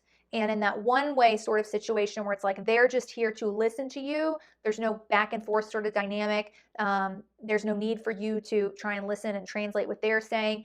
That works excellent for you because you are really good at instructing others, getting to the point, getting to the meaning of something. So I think that could definitely be used in your work life. So don't be too hard on yourself if you feel that your communication gets misconstrued or is lacking, if that's an insecurity of yours. You're great at processing. You're meant more for a one-way type of communication. Maybe one where like you are the one in charge of others. So they're just listening to you tell them what needs to be done. And you're great at that because you can process everything quickly, take a look and say, okay, you need to go there. We need to fix that, right? It's more in the one-on-one where it's a relationship with someone equal to you that things can get misconstrued. But it's like we've all got our strengths, we've all got our weaknesses. This to me looks like a really great strength that you could use in career. If you do want to, travel the world as a public speaker or be a life coach or write a book or be a manager or, whatever it is, be an entrepreneur, would be great for you. All right, so next set of cards, we have the Organizer, which is a Saturn card, versus the Collaborator, which is the Moon card. Saturn and the Moon are so different. Saturn represents the disciplinarian. The Moon represents the mother or the nurturer. So disciplinarian versus the nurturer. So this is what you feel that you are good at. Let's read this. It says, everything has its rightful place.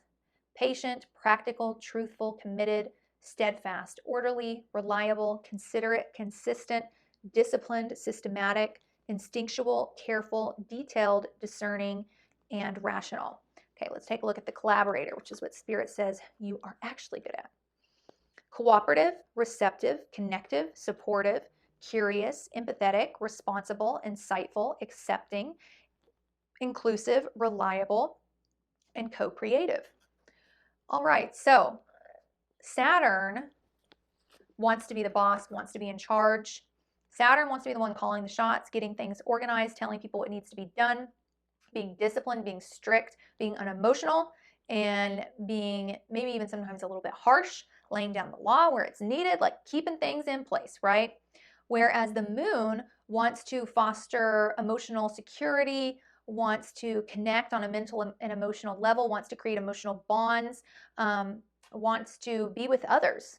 Okay, so it's interesting because you feel like you have a strength in kind of not needing anyone but yourself, like wanting to be in a position where you are leading yourself or you are directly leading others, and you were kind of viewed as this um, authority that may be a little bit intimidating and maybe has that fancy title with that fancy office, and everyone's kind of scared of you when you walk by, you know, because you've got so many accolades or this or that. When in reality, one of your greatest strengths is in your ability to bring people together, to get down on people's level, to make people feel like they can relate to you, you know, being relatable, being vulnerable, being open about your flaws and your issues. So that other people can feel closer to you and less discouraged within themselves. That's a huge strength of yours. And but it feels like part of you wants to push that away in favor of, no, I want to be like that boss that no one questions, that everyone thinks that, not that everyone thinks that I'm perfect, but that no one questions my authority, that people are at least intimidated by me enough to not disrespect me, you know. Whereas there's this other part of you, this higher spiritual version of you, that actually wants to equalize yourself with others, regardless of your title, your level of authority, that wants to be kind of like the teacher in the classroom at the elementary school. Like, yes, the teacher is in charge, but she enjoys creating a collaborative environment, if it's a good teacher, for, let's say, her and her students, you know, activities that they can do together that help them bond. You know, she enjoys maybe getting Christmas gifts from them, and gifts for Teachers Day at school, and like connecting with them emotionally. She understands how important that is to keep them engaged, to keep them learning. She knows that when little kids are nervous, they're likely to not soak up as much information, things feel tense. So she knows how to create bonds and connections with them so that they feel safe in that classroom, so that they feel valued, and therefore they can learn, and they will be more respectful to her also if they like her and care about her, right? So you're actually really, really good at being able to create that kind of environment, being a collaborator, bringing everyone in, even when you have the authority on a situation. So Spirit's wanting you to reopen that talent of yours, that gift, that asset. Some of you may have been jaded by corporate life and felt like, well, the only people who get ahead are these, you know, Saturnian like people that don't give a crap about anyone else and that are just focused on being very unemotional. And so some of you may have felt that you've had to adapt into that. And I do see that you're good at being organized. You're very disciplined. You're very dutiful. You're reliable. I see all of that. It would just be unfortunate to let this collaborator side of you that can really bring you a lot of fans, can really make you very beloved, to see that go to waste.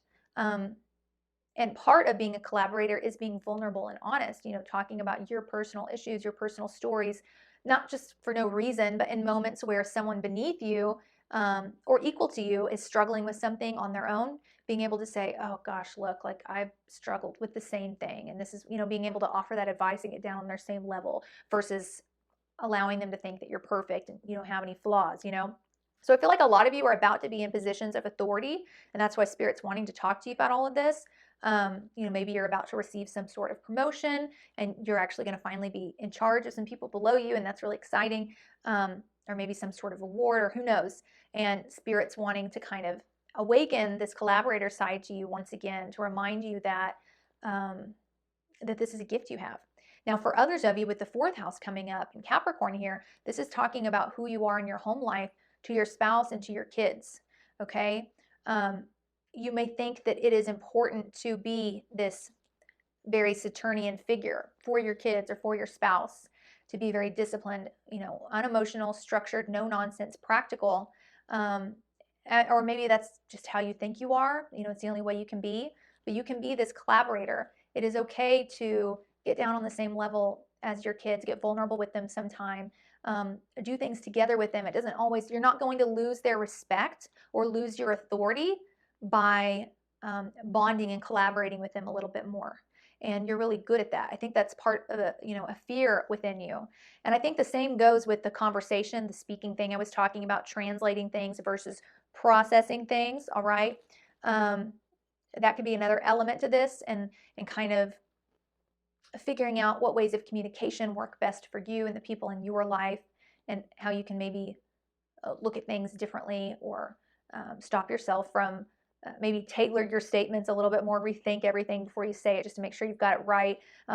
Small things like that. It doesn't feel like anything major, but for a lot of you, you feel like the disciplinarian in your home. Okay, so a lot relies on you for that reason. So I see the need to, of course, discipline, and Spirit likes that. Spirit likes Saturn, but don't feel guilty for adding more of this collaborative energy, and I think it will help things a lot for you and for your kids and for your spouse or boyfriend, girlfriend, whatever the case may be.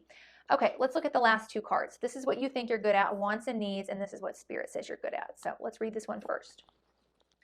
I take stock of my relationships, and I'm honest about what I want and need from the people in my life.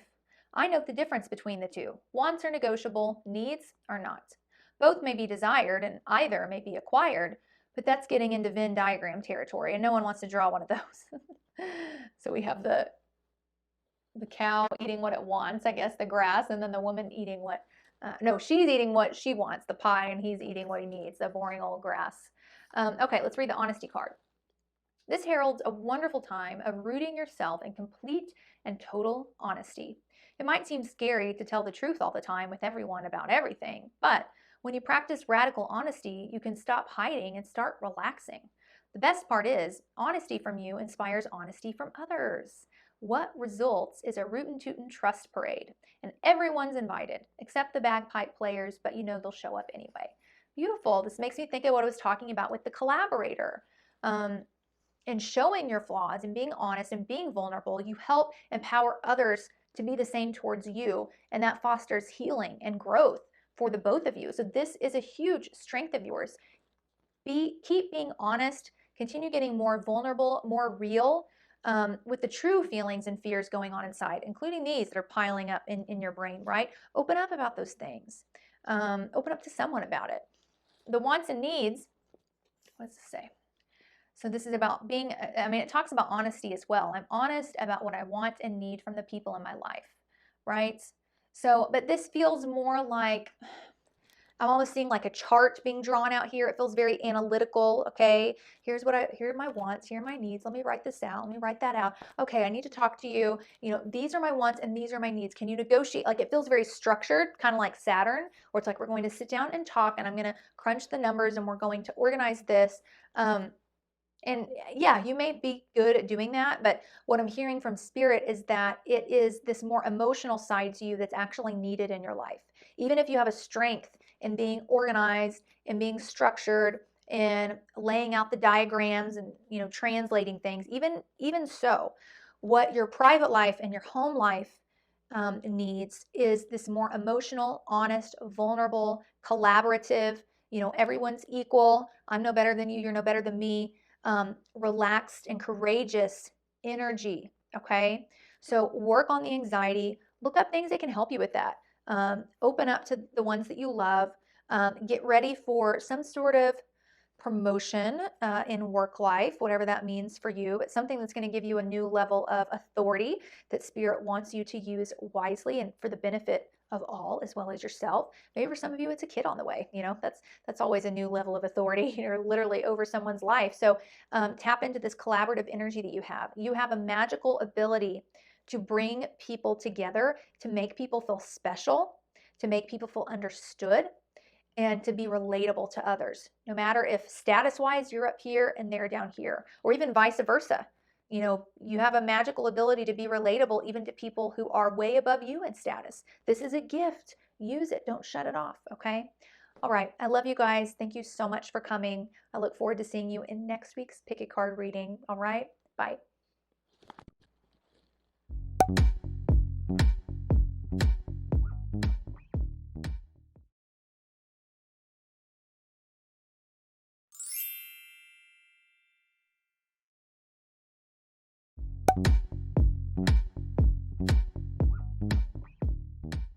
Hey, Pile 5, welcome to your reading. Let's take a deep dive into your own self-awareness and talk about what you think you're good at versus what you're actually good at and what Spirit wants to say to you about that. So let's start by taking a roll of the die.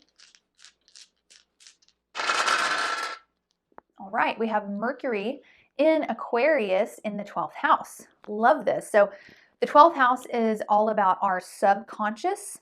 It's also about our secrets. It's about isolation, any place that makes us feel isolated from others. So sometimes it can be referring to prisons and mental asylums and foreign lands, because those are extreme sorts of instances where we do feel quite isolated.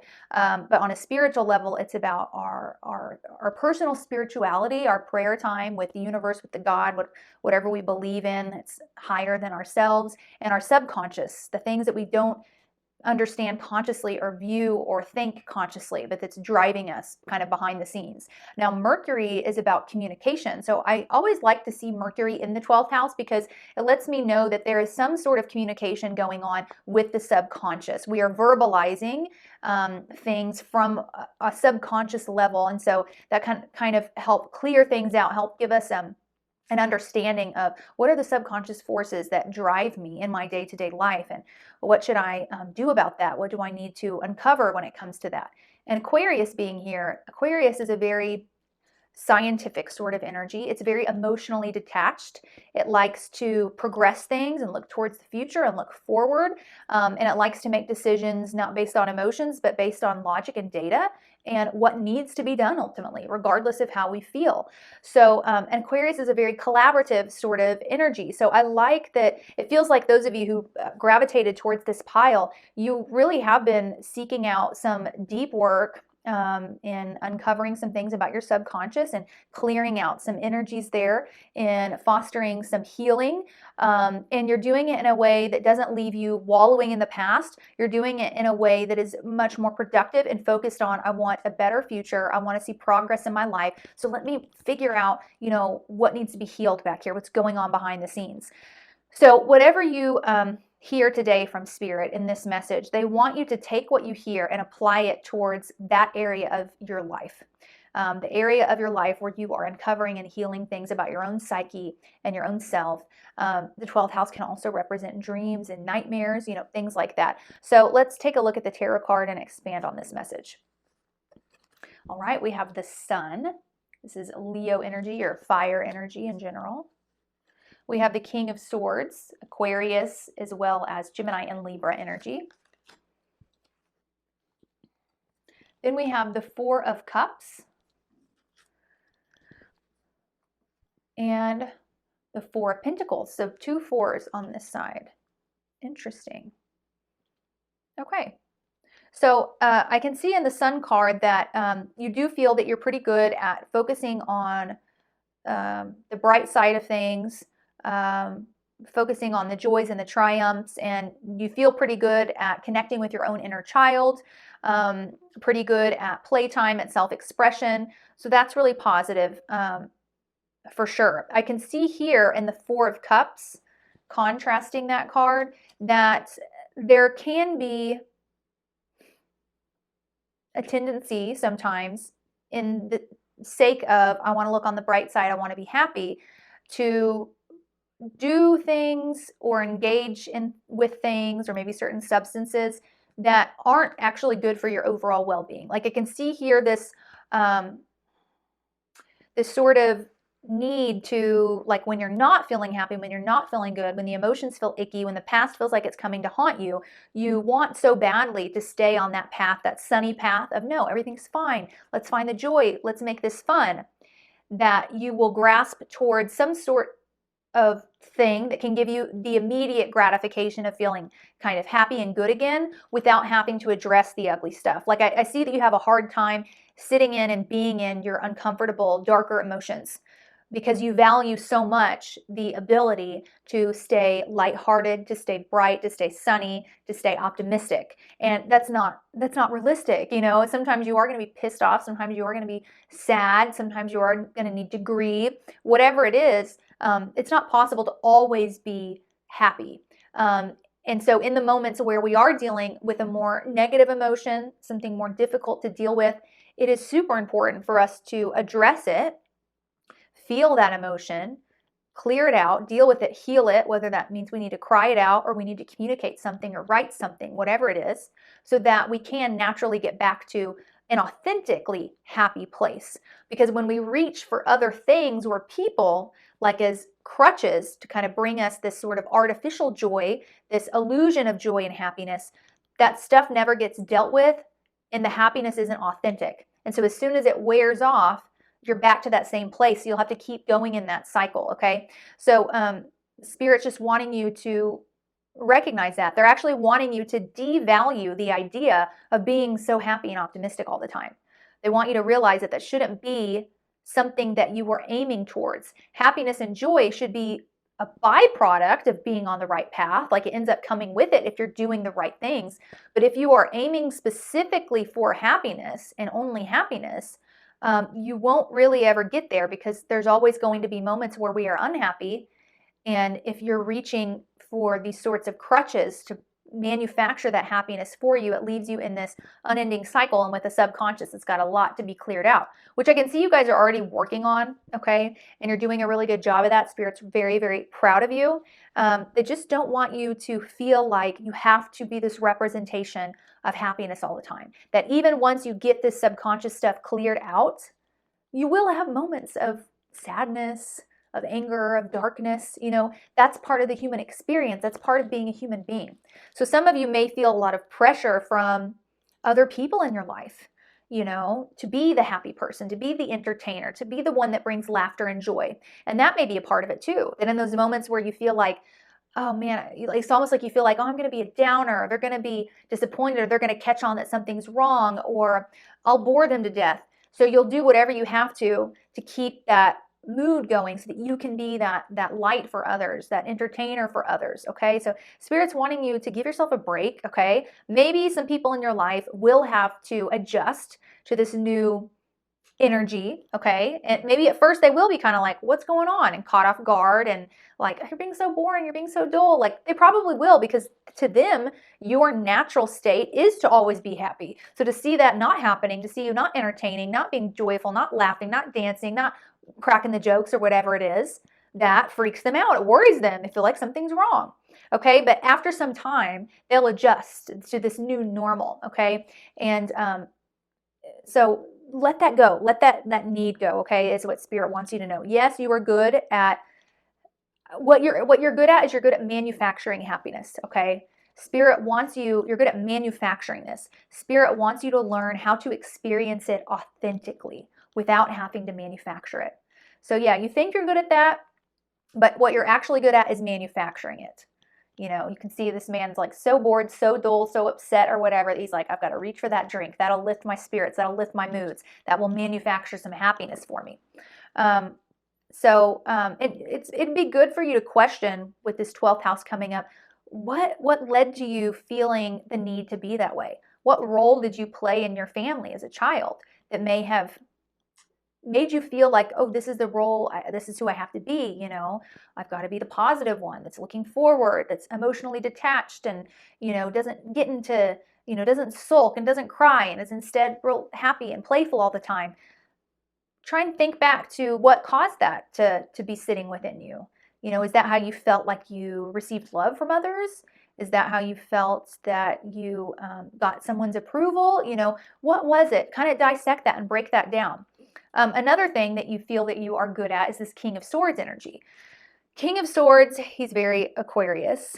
He could be Gemini or Libra as well, but I always see him as like this Aquarius sort of energy, emotionally detached, very cutthroat. He makes the rules, he lays down the laws, he demands things of others, and he will make sure people suffer the consequences if they go against him. And it doesn't matter if it's a close family friend that broke the rule or just some constituent that lives in the kingdom that he doesn't even know. He will treat them both the same because he's completely emotionally detached from his decisions, and he makes them purely based on logic and what's fair logically. Okay, so it seems like you feel like you're pretty good at creating justice for others, being emotionally detached when it comes to making decisions, really being able to decide what's fair, being able to tell people what to do, what needs to be done, what needs to be critiqued, what needs to be fixed. You feel like, like that's a strength of yours, like that's something you're really good at. In contrast, though, Spirit pulled out the Four of Pentacles. Four of Pentacles, and you can see these men are kind of handing this other guy a pentacle here. Four of Pentacles often represents someone who holds things tightly to the chest, doesn't want to release things, doesn't want to let things go, doesn't want to get vulnerable. It can talk a lot about emotions and just wanting to, but in such a way that leaves you like stagnant. You're unable to move because you're so busy and so focused on not letting this wall down, on keeping a hold of all of these pentacles, which each one represents, a vulnerability, something that you're scared to lose, whether that be, I'm scared to lose how people view me. I want people to continue viewing me as X, Y, or Z. I'm scared to lose that, so I'm going to hold on to this so that I don't lose that. I'm scared to lose respect from people, so I'm going to hold on to this wound or scar or vulnerability because by releasing it, I'll lose people's, respect. So that's often what that card represents, and it can bring you into a period of stagnation where you feel like nothing's growing around you, nothing's really changing, I'm not moving anything forward, which is ironic because you have this strong Aquarius energy here in the die and in the King of Swords, which is all about forward progress. That's what you want, it's what you desire, but you're not allowing it to happen because of this fear of getting vulnerable with your emotions and especially a fear of allowing others to see or witness those emotions and that vulnerability, that apology, that true apology that doesn't have strings attached to it, that doesn't say something like, well, I'm really sorry for what I said, but you need to know that, the apologies that always have the but, it's kind of like a protective mechanism. It's like, I'm sorry, but I'm not entirely sorry, that sort of thing. Like, it's much more vulnerable to just be like, I'm sorry for what I did, and leave it up to that other person to apologize for what they did if they want to, but just, it's much more vulnerable. It's more difficult to do. So yes, you do have this ability to emotionally detach. I do see that is something you are good at, but what Spirit's saying is, okay, but to what extent is that a strength? Like, that's only a strength to a certain extent. At some point, it becomes a detriment if you go too far with it.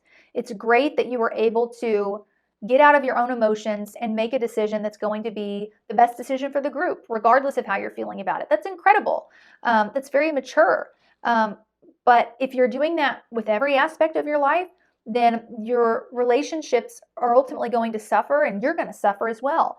Because sometimes we do need to step into our emotions and get a little attached into our emotions and figure out what we're feeling and get vulnerable and let down that wall of pride and that wall of defensiveness and figure out what we're feeling. Okay, so Spirit is acknowledging that it's a strength, but only to a certain extent. Spirit wants you to get better at kind of managing that emotional detachment and really making sure that you are only using this strength of yours in areas where it's truly helpful, because I can promise you it's not helpful in all areas. I see this being something you actually kind of brag about. You take pride in yourself for being this way. Where a lot of people have bad things happen to them and they just completely break, they can't function, they can't get out of bed, they can't, they're just completely wallowing in their own self-pity and their sadness and their despair over what happened. You truly are able to get up out of bed and just move on with the day and take care of the chores and take care of dinner and get to work. Like, that truly is a strength. In some areas of life, in some instances, it doesn't become a strength It's not needed. The exact opposite is actually what's needed. You know, in an argument, for example, with another person, with someone that you love, a family member, a friend, you don't want to be emotionally detached when you're talking to them, because nothing's going to get resolved. An argument is something that is deeply emotional. It's something that's not based on logic. There are underlying feelings at play here that need to be addressed, empathized with, understood in order for any real resolution to happen, in order for any change to happen. So yeah, Spirit wants you to just get better at navigating this energy, all right? And yeah, I think that's all the Spirit wants to say about that. So let's get into the cards, 3 sets of cards that list what you think you're good at versus what Spirit thinks you're good at, and then we will discuss. So here's the first card representing what you feel you're good at. We have opening doors, and this is an enterprising card. Then what does Spirit think? Another enterprising card, but it's persuading people instead. Interesting. Okay, here's what you think you're good at. Being the strategist. This is a Mars card. It says every vision has a plan. Let's see what Spirit thinks. Oh, the artist, which is Venus energy. Venus and Mars are opposite. Mars is divine masculine, Venus is divine feminine. This says I create my vision. So they both use the word vision. The strategist says every vision has a plan. The artist says I create my vision. Beautiful. All right. Last set. Here's what you think you're good at. Rest. Okay. What Spirit feels that you are good at is wholeness. All right. So let's start with these bottom 2 cards. Okay, so you feel like you've got a talent or a knack for opening doors, okay? Creating new options, new opportunities, getting things started, opening that initial door to get things going, okay? Versus persuading people. It's interesting because I feel that the reason that you feel that the opening doors is something that you're good at is because they're kind of connected. What you're actually good at is persuading and motivating people to open the doors they need to open, whether it's for you or for themselves, okay? But the real talent here, what Spirit is saying, the real talent comes down to your ability to persuade, to convince, to motivate, to inspire people to get things done. Now, that takes a level of emotional awareness in order to do. Inspiration, motivation, persuasion, these are all things that in order to do, we have to tap into the other person's emotions. Figure out like what is going to make them feel ready to do this. What do I need to say that will make them feel good or feel right about this? Or, it's all about the feelings ultimately. Whereas opening doors, well, that's not emotions based, that's actions based. That's about you getting up and just kind of opening up the door and saying, look, the door is open, go ahead and go through. But what good is opening a door if no one's going to walk through it, right? But in your case, I think you are actually good at getting people to walk through the door. And that's the real gift. That's the real talent. So it comes down to your ability to persuade people. You are actually very good at this. And you may have done it with your own kids. Maybe you're a master persuader. Maybe you use that reverse psychology, or maybe with your partners or your siblings, or heck, even your parents. Maybe you've always been good at persuading your parents to like get you to do what it is you're hoping they'll do. I really want to go to the concert, please, or whatever it is. So you have this wonderful talent to be able to persuade, but that's going to be stronger and better for you as you get more in touch with the emotional aspect of this. Because the King of Swords, he's very logic-based, and I think facts and logic can definitely be used to an extent to persuade someone, but there also has to be that emotional element. A lot of times the reason people need to be persuaded one way or the other is to understand, is to get out of their own fears about it. They're fearful, they're anxious, they're not confident, they're doubtful, they don't feel strong. And so tapping into what they're feeling emotionally helps you understand what sort of facts, what sort of logic you need to throw at them so that they understand that emotion that's holding them back makes no sense, right? But if you don't understand what emotion they're feeling first, if you're not able to intuitively tap into that, then you can throw all the facts and logic you want at them and hope that something sticks, but chances are you're going to be coming at it from the wrong angle. So you've got to first understand that emotion and then understand, okay, these are the facts that they need to help resolve that emotion. This is the logic that they need. This is the data that they need that will help alleviate this negative emotion that's holding them back. Okay, so you are really, really good at persuading people. So don't just focus on the fact that, yeah, I opened a door and that's what I'm good at. No, you can open as many doors as you want, but if no one walks through it, what good is that? Okay. So the real gift for you is in this ability to persuade, to get people through the doorway, not just to provide the options, but to actually get yourself or others to go through that door. You're very, very good at that. Okay. So second set of cards, we have Mars versus Venus, polar opposites, right?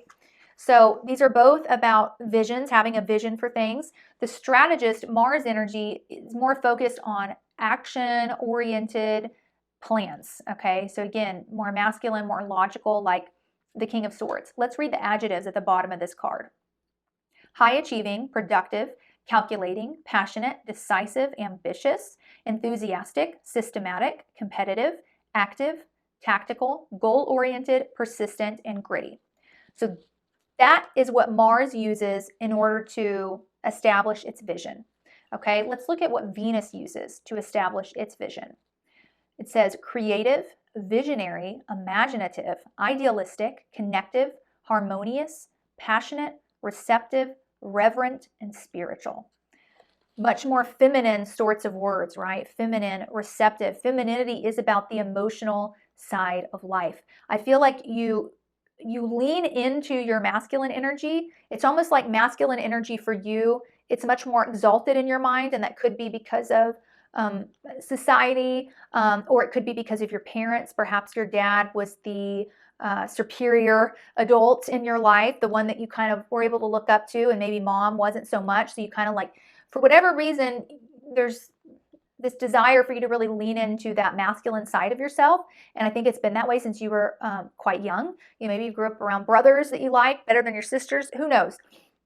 But you have this feminine side to you that is much more natural, and is supposed to be a gift from God, from Spirit, and is going to be much more, it's going to feel more like a fit, okay, versus you continuing to try to fit into this Mars energy, this masculine Mars energy. Something's always going to feel out of place. You're always going to feel a little bit insecure and kind of filled with a bit of self-doubt, kind of like imagine putting on like an outfit that's not the right size. Like you like the outfit, but it's just not the right size. And then going out in public wearing it and it's like either huge or way too small. You're walking around and trying to get your errands run and go to the grocery store, whatever, but you're feeling so insecure and just like with doubt and constantly wanting to go in the mirror and kind of check, and you just don't feel comfortable. It gets in the way, right? That feels like what happens to you when you really try hard to lean into this masculine energy while rejecting the feminine energy. Versus the feminine energy is like that outfit that fits perfectly, as if it was tailored to you.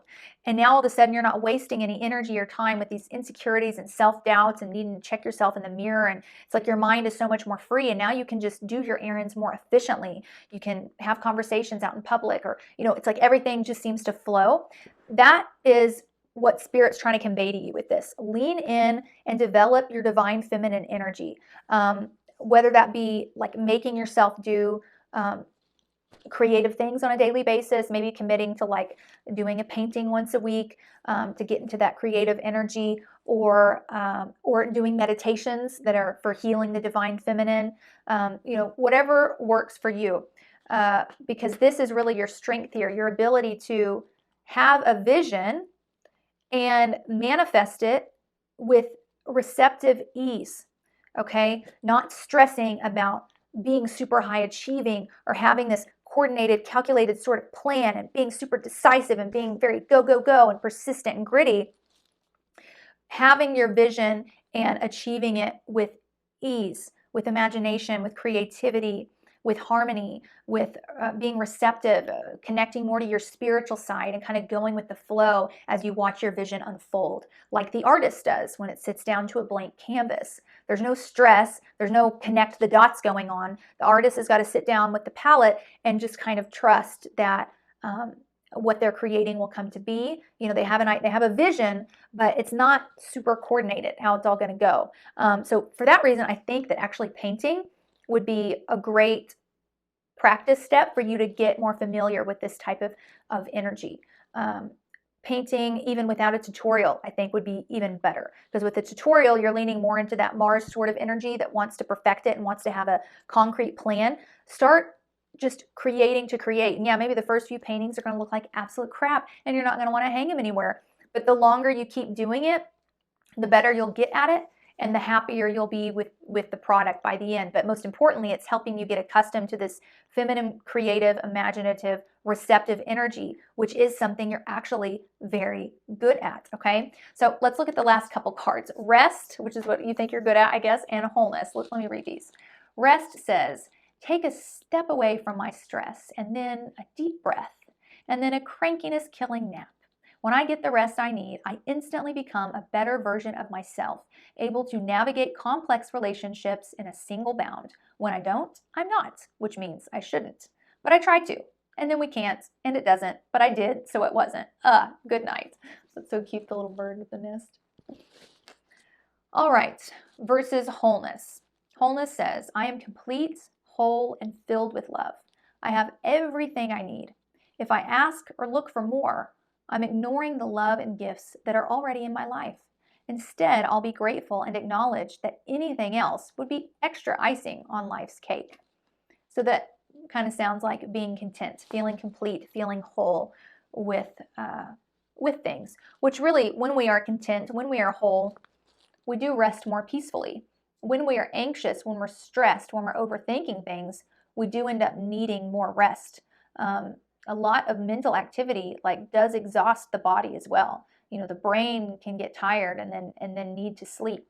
So I feel like you feel like a pretty humble person. You feel like someone that doesn't really ask for too much, you know, that doesn't aspire to be like a billionaire, a millionaire, that is really good at finding appreciation for the little things in life, just wants a simple, humble, peaceful sort of life is what you're aiming towards. But I see that when you lean into your masculine energy, even in your simple, humble life, you can get nitpicky and want to kind of critique things and kind of look for everything that needs to be fixed, okay? And I see that gets really exhausting for you. It causes you to kind of overthink and kind of spiral down that, okay? I need to update this, and we've got to do that, and this needs to be fixed, and that needs to be fixed. It pulls you out of that energy of contentment that you naturally have in you and that you're really good at expressing with others. I think other people actually view you as real laid back, fun loving, chill. I think it's more in your own head or in your private life that you start kind of nitpicking things well, I need to lose 5 pounds. This looks horrible. Or I need to repaint the walls. They're looking dirty. And which it's fine to make those updates, but it's almost like there's this need to talk about it, verbalize it, but not necessarily do it, you know? So then you end up just kind of living in stress mode sometimes when you get in these spirals. You know, if you need to lose 5 pounds, you don't have to go around talking about it, thinking about it all the time. You can just decide to do it, and, you know, no big deal, nothing to stress. Or if you need to repaint that wall, you don't have to get all worked up about it just to get yourself to paint it. Just when a day comes that's convenient for you, okay, I'm going to go out and get my paint today. I'm going to paint. Okay, so it's about getting back into this relaxed feminine energy that you have strongly within you and that you are good at. You're already good at all the things that I've talked about that Spirit says you're good at. You are already good at these things. Spirit's wanting you to bring these areas of your life out a little bit more, okay? As you can, and you know what, as you continue working through your subconscious, doing your sort of personal therapy and healing these things, it's going to help balance all of this stuff out on its own. But yeah, I actually really like you guys' energy. So far, this is my favorite pile, not necessarily in the message, but just I can feel the energy of this group and I like it. You guys feel like the type of people I'd want to chill with and hang out with and, you know, have a glass of wine and spend the night chit-chatting. You guys don't feel pretentious or anything, you know? So I like you guys' vibe a whole lot. And so yeah, keep up that vibe, that energy, but just get more in touch with your emotional side and your subconscious And that'll just be, you know, like the card says, the icing on the cake for your energy, which is already really magnificent. Okay. I love you guys. I want to thank you so much for coming. I appreciate you being here. I look forward to all of you who plan on signing up to be channel members and seeing your badges and the emojis down in the comment section below. And yeah, anyways, I look forward to seeing you guys in the next reading. So until next time, bye, my loves.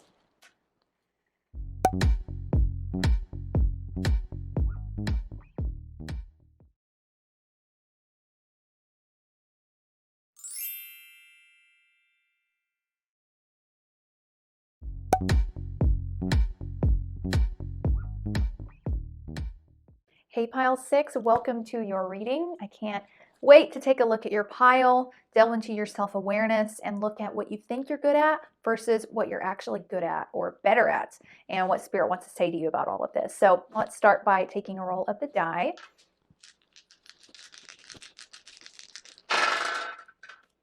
All right, we have the moon in Libra in the 7th house. So Libra actually is associated with the 7th house because Libra is all about compromise, balance, and harmony, which is exactly what is needed in our 7th house of significant one-on-one relationships, business partnerships, you know, our marriage partner, all of that. You know, we want harmony, we want balance, we want fairness. And inevitably, we need to both be able to compromise in order to make the relationship work. So beautiful energy there. The moon represents our mental health, our emotional health, our emotions in general, like kind of the thoughts and feelings that go on in our head and our heart. It also represents our mother, who we are as a mother, our inner mother, our mother's effect on us, and things like that. So whatever Spirit talks to you about in today's reading, they're wanting you to apply it to this area of your life. The area of your relationship to your mother, or who you are as a mother, therefore your relationship to your children, or your relationship with your spouse, or your business partners, or any significant one-on-one relationship that you have, maybe with a best friend, maybe with a particular sibling, you know, who knows. But yeah, so kind of use these strengths, these things that you're good at in these areas of your life. Okay, so let's take a look at the tarot. All right, we have a 6 of Swords, 7 of Pentacles. Oh, beautiful. 2 of Cups. That goes so well with the Libra energy and 7th house energy. And King of Cups. This is water energy, so Cancer, Scorpio, and Pisces. All right. Okay, so I can definitely see that you are the type of person who, you know what, actually, it's interesting because in all the other piles, there's immediately been some sort of like contrast, a lack of self-awareness in certain areas. And so far from these 4 cards, what I'm hearing from Spirit is that you are actually incredibly self-aware. Wasn't what I was expecting. So final pile full of my self-aware individuals. I love it. Okay, this will be a little different from the others. I can see in the 6 of Swords and the 7 of Pentacles that you are someone who is incredibly self-sacrificing. You make compromises. You are patient with the people and the things that you love. You are willing to foster things, to grow things, to nurture things. You are willing to leave things behind for the sake of your one-on-one relationships if need be. And you're, I think now this, I feel like you're self-aware of this, but Spirit wants to highlight this as a gift of yours. You are very good at creating healing in your relationships and creating emotional bonds with others that can last the test of time, that can be vulnerable and therefore healing between the two of you. So there's deep equality. You're really great at creating a sense of quality in your relationships, never giving more than you take, and vice versa. You know, I feel like you have attracted a lot of good people in your life. Now, of course, not everyone in our life can be good and perfect and whatever, but the relationships that matter, they're good. And Spirit actually wants you to give yourself a lot more credit for how well these relationships have turned out for you. You know, whether it's friendships, siblings, colleagues, whatever. A lot of the reason they are as good as they are is actually because of you. You have this very healing, nurturing energy, and you're very selfless.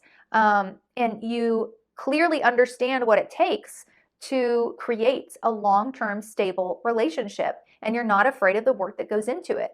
This is a beautiful and incredibly mature energy coming off of the tarot. And we end here with the King of Cups. The King of Cups, he's an amazing advisor for others. He is emotionally self-aware. He knows what he's feeling at any given moment. And because he addresses his emotions, they never overtake him. They're never out of his control. He's a great kind of psychiatrist, psychotherapist, and that sort of thing. But he's also really intuitive. You know, he doesn't necessarily need people to lay out their emotions or even express them for him to know what's going on, what they're feeling. He's got this very wise, intuitive energy about him. And this is something that you are very good at. So what I will say that's contrasting in the first two cards with the last two is these first two cards are Pentacles and Swords, okay? Whereas the last two cards are Cups. They're more focused on the psyche, the emotions, the psychology, the intuition, okay? Whereas the Swords are focused more on logic, mentality, decision-making, communication, and Pentacles are focused on like tangible things, you know, money, how we spend the money, what we need to buy this week, what our values are, what do we value, and how are we going to construct our life around our values. But the true secret ingredient to who you are as a person and what you're really good at is your incredible level of emotional awareness, okay, that underlies all these other things. That is your true like strength above all. But you feel incredibly well-rounded and you feel incredibly wise, and like I'm almost looking at the cards and thinking they don't even need to be at this reading. Like I'm sure Spirit has something it wants to uncover for you, but I just want to let you know that I'm impressed, okay, by you guys' energy. You feel a step above me for sure. So let's actually take a look at the cards that I have here. And one will be what you think you're good at. The other will be what Spirit thinks you're good at. And let's see if we can find some more contrast in the message Spirit wants to give you. Okay, we'll start with this one. This is what you think you're good at. This is an enterprising card. It says bringing out potential. Let's see what Spirit thinks you're good at. This is a realistic card. It says fixing things. Okay, here's what you think you're good at. Ooh, we have the Celebrity. This is a Sun card. It says, I lead with my light. Beautiful. Okay, we have another Sun card. This just shows me, yeah, your self-awareness is spot on. But this isn't the Celebrity. This is the Leader. And it says, I lead from the heart. Okay, so there is a little bit of a difference here. And we'll get into that in a bit. Okay, the last one. What you think you're good at. Having the benefit of the doubt. What Spirit says you're good at, harmony. That goes so well with the Libra and 7th house energy. Beautiful. And even the nurturing energy from the moon. All right. So you feel that you are good at bringing out potential in other people. And Spirit saying actually what you're even better at is fixing things. That's really what it comes down to. So you don't necessarily, you do bring out their potential, but it's kind of like a byproduct of what you've done beforehand, which is you've fixed or you've healed something that's been going on within them. And by them being able to finally heal that, which is what this card represents, heal that emotion, heal that trauma, heal that issue, then their potential has room to come out because you have fixed something within them. So it's not just that you are bringing out their potential, helping them discover their talents and their gifts. You are actually fixing damage that has been done. You are fixing karmic cycles, ancestral bonds. A lot of you would be amazing foster parents, amazing parents of adoptive children. Okay, Spirit wanted me to throw that out there for some of you because you are really good at dealing with damage and healing it and fixing it. Okay, now the two Sun cards, let's read the bottom of these. So the Celebrity card, which is what you feel you're good at. Charismatic, imaginative, luminous, confident, authentic, inspiring, passionate, magnetic, impactful, public, fashionable, independent, noble, generous, and unique. Versus the Leader, confident, brilliant, purposeful, courageous, committed, authentic, positive, inspiring, passionate, empowered, visionary, vital, integrous, and trustworthy. So the Celebrity, I guess a huge difference between the Celebrity and the Leader is that the Celebrity is not someone that necessarily leads, right? The Celebrity may influence others, okay, but not directly. Maybe the movies that they make or their online presence has an influence on people, but they're not directly leading anyone to do anything. The celebrity is focused on their own self-expression and creativity and joy, and kind of bringing others joy by, showcasing that to the world. Whereas the leader is about helping people find their own confidence through actual one-on-one interaction, helping people find their light and leading them to the light, showing them the way.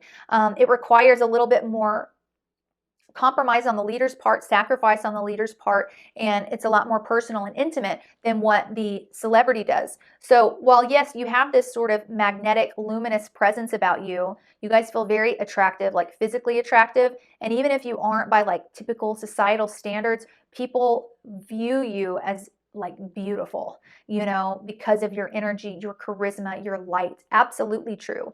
But you have this, what you're really good at is leading others. Okay. It's like you've already figured out how to lead yourself. Yeah, that's great. But where society and humanity really benefits from your luminosity, this sunlight quality, is when you're able to lead and guide the way for others, help people heal things. Okay. And so I think it's going to be really important for you to, first of all, have confidence in your ability to lead. Trust yourself. You feel very emotionally advanced, very self-aware. I think sometimes you have these doubts that make you think, well, I've just got to focus on being the best that I can be, and it's not really my job to help lead others because who's to say that I even know the way? I feel like there's this sense of doubt within you about that makes you feel like it would be maybe narcissistic or pompous for you to think that you have the answers to someone else. But the truth is someone always has the answers that other people don't. You don't have all the answers, neither do I, but there's, people below us with less answers than us, and there's people above us with less answers than we. And so there's room for leadership in every avenue and area of life. So Spirit's wanting you to trust in your ability to lead, to guide others, to help others heal, to give them your thoughts, your opinions on, look, this is what you need to do. This is what's right. Of course, in the appropriate areas of your life. But I feel like people will be very receptive to you because your energy just feels so good, so nurturing, so healing. Okay. Spirit's also saying that it's very proud of you for becoming and being so self-aware. It's almost like every year that you mature, you step deeper into your self-awareness. You become more observant of your qualities, the things that need healing and the things that deserve complimenting. And you're really learning how to embody unconditional love and how to give yourself true love, forgiveness, empathy, understanding how to cut yourself some slack, how to nurture yourself through the shame, all those things. You're doing a really, really good job. Okay, let's look at the last couple of cards. So the first one, this is what you think you're good at. It says benefit of the doubt. I believe in the basic goodness of other people, and I give them the chance to show it. If they prove me wrong, that's on them. At least I can go to sleep knowing that I practiced trust and forgiveness rather than fear and doubt. And later on, if I need to, I can always change my mind and retroactively judge them like it's my career. Okay, so you feel like you're good at giving people the benefit of the doubt, giving people trust, not worrying about people breaking your trust until they actually do, and then dealing with it. Okay, here's what Spirit says you're really good at. Harmony. I know in my heart that when something is right, it feels easy and breezy, even though that sounds cheesy. With this in mind, I banish all stress, insecurity, and tedious work from my relationships. Then I invite harmonious relationships into my life and let them show up on their own time. Easy breezy things are rarely punctual. Okay, so the big difference I see here between these two cards that Spirit wants to talk about is it's not so much that you freely give everyone the benefit of the doubt. Because you value harmony and you're good at creating harmony in your life, you have consciously surrounded yourself with the types of people that you really don't have to constantly worry about whether or not they're breaking your trust.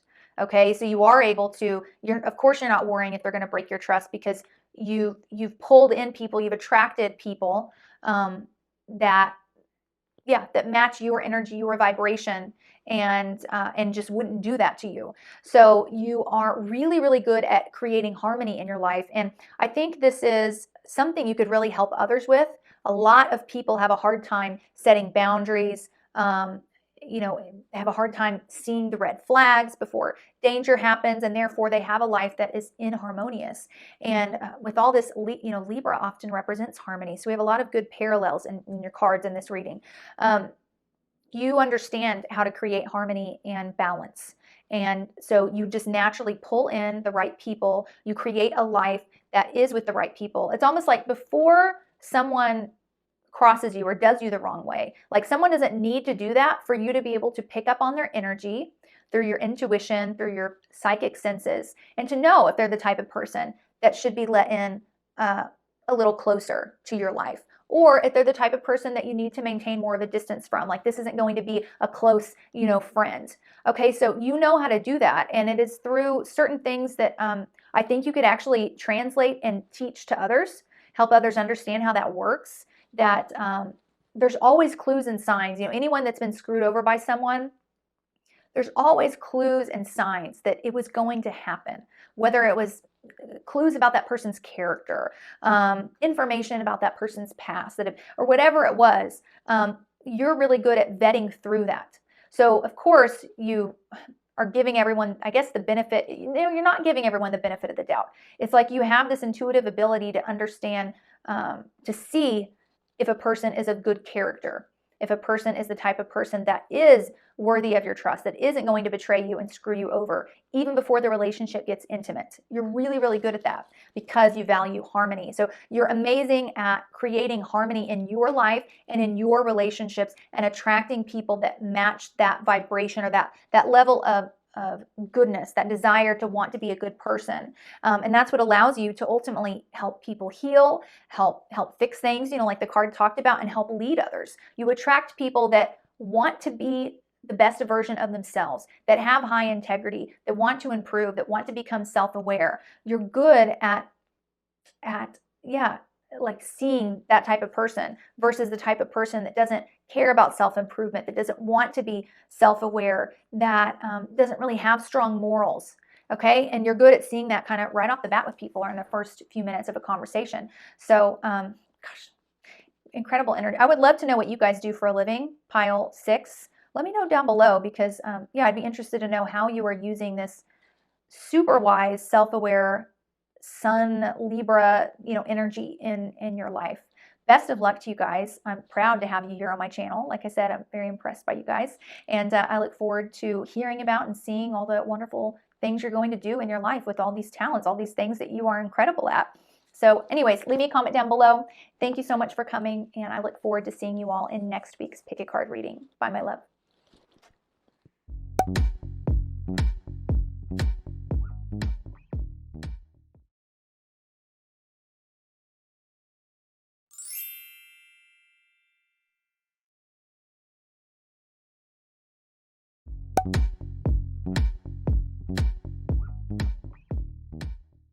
All right, welcome to the collective.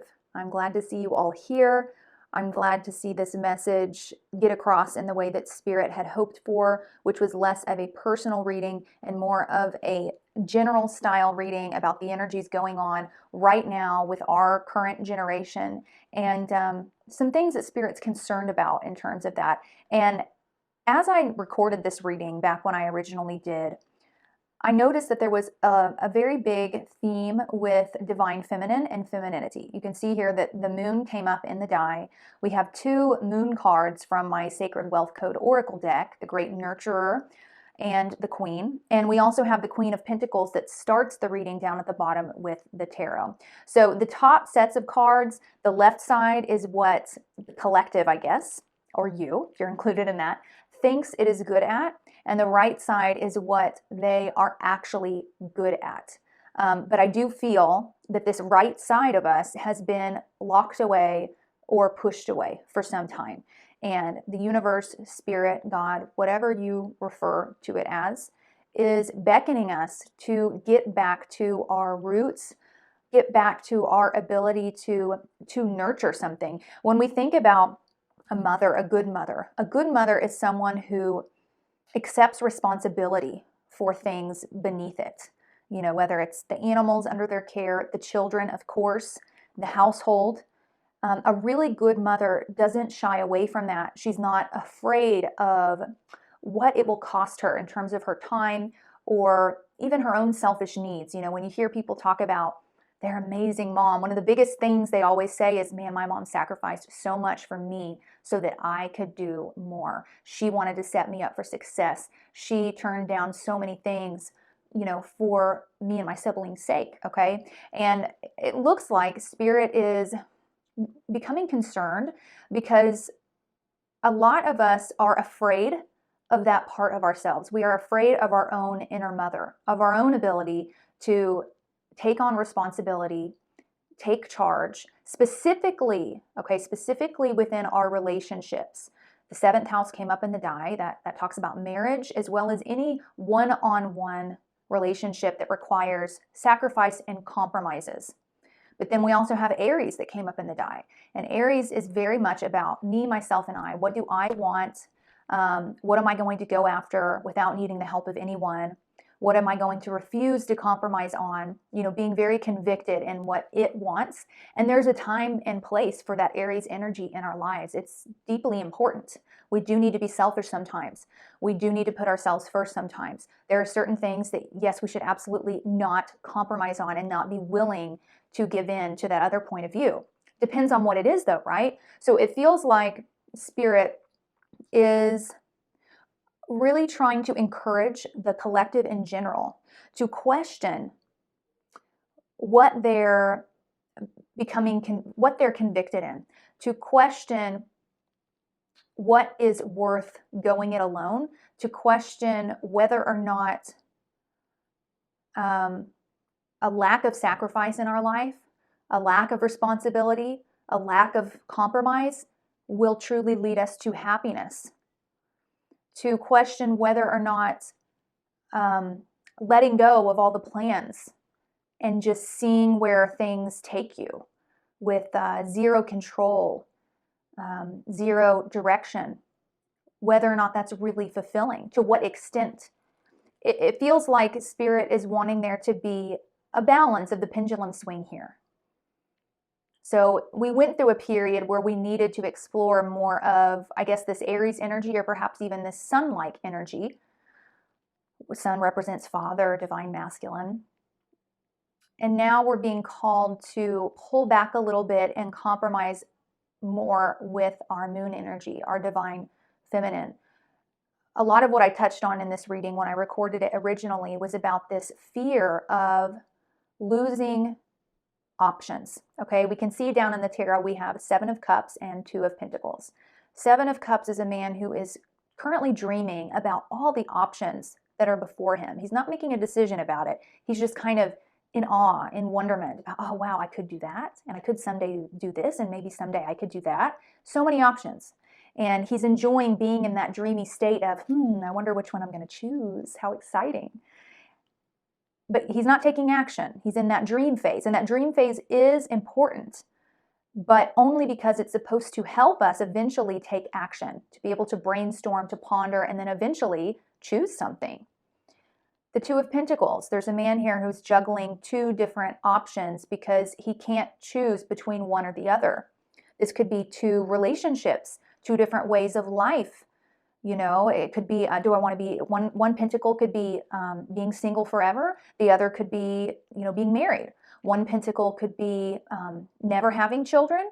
The other could be having children. These are big decisions that we are faced with making in our lifetime. And it is intimidating and it is scary, especially because there's that fear of, will I be able to be selfless enough to do right by these people?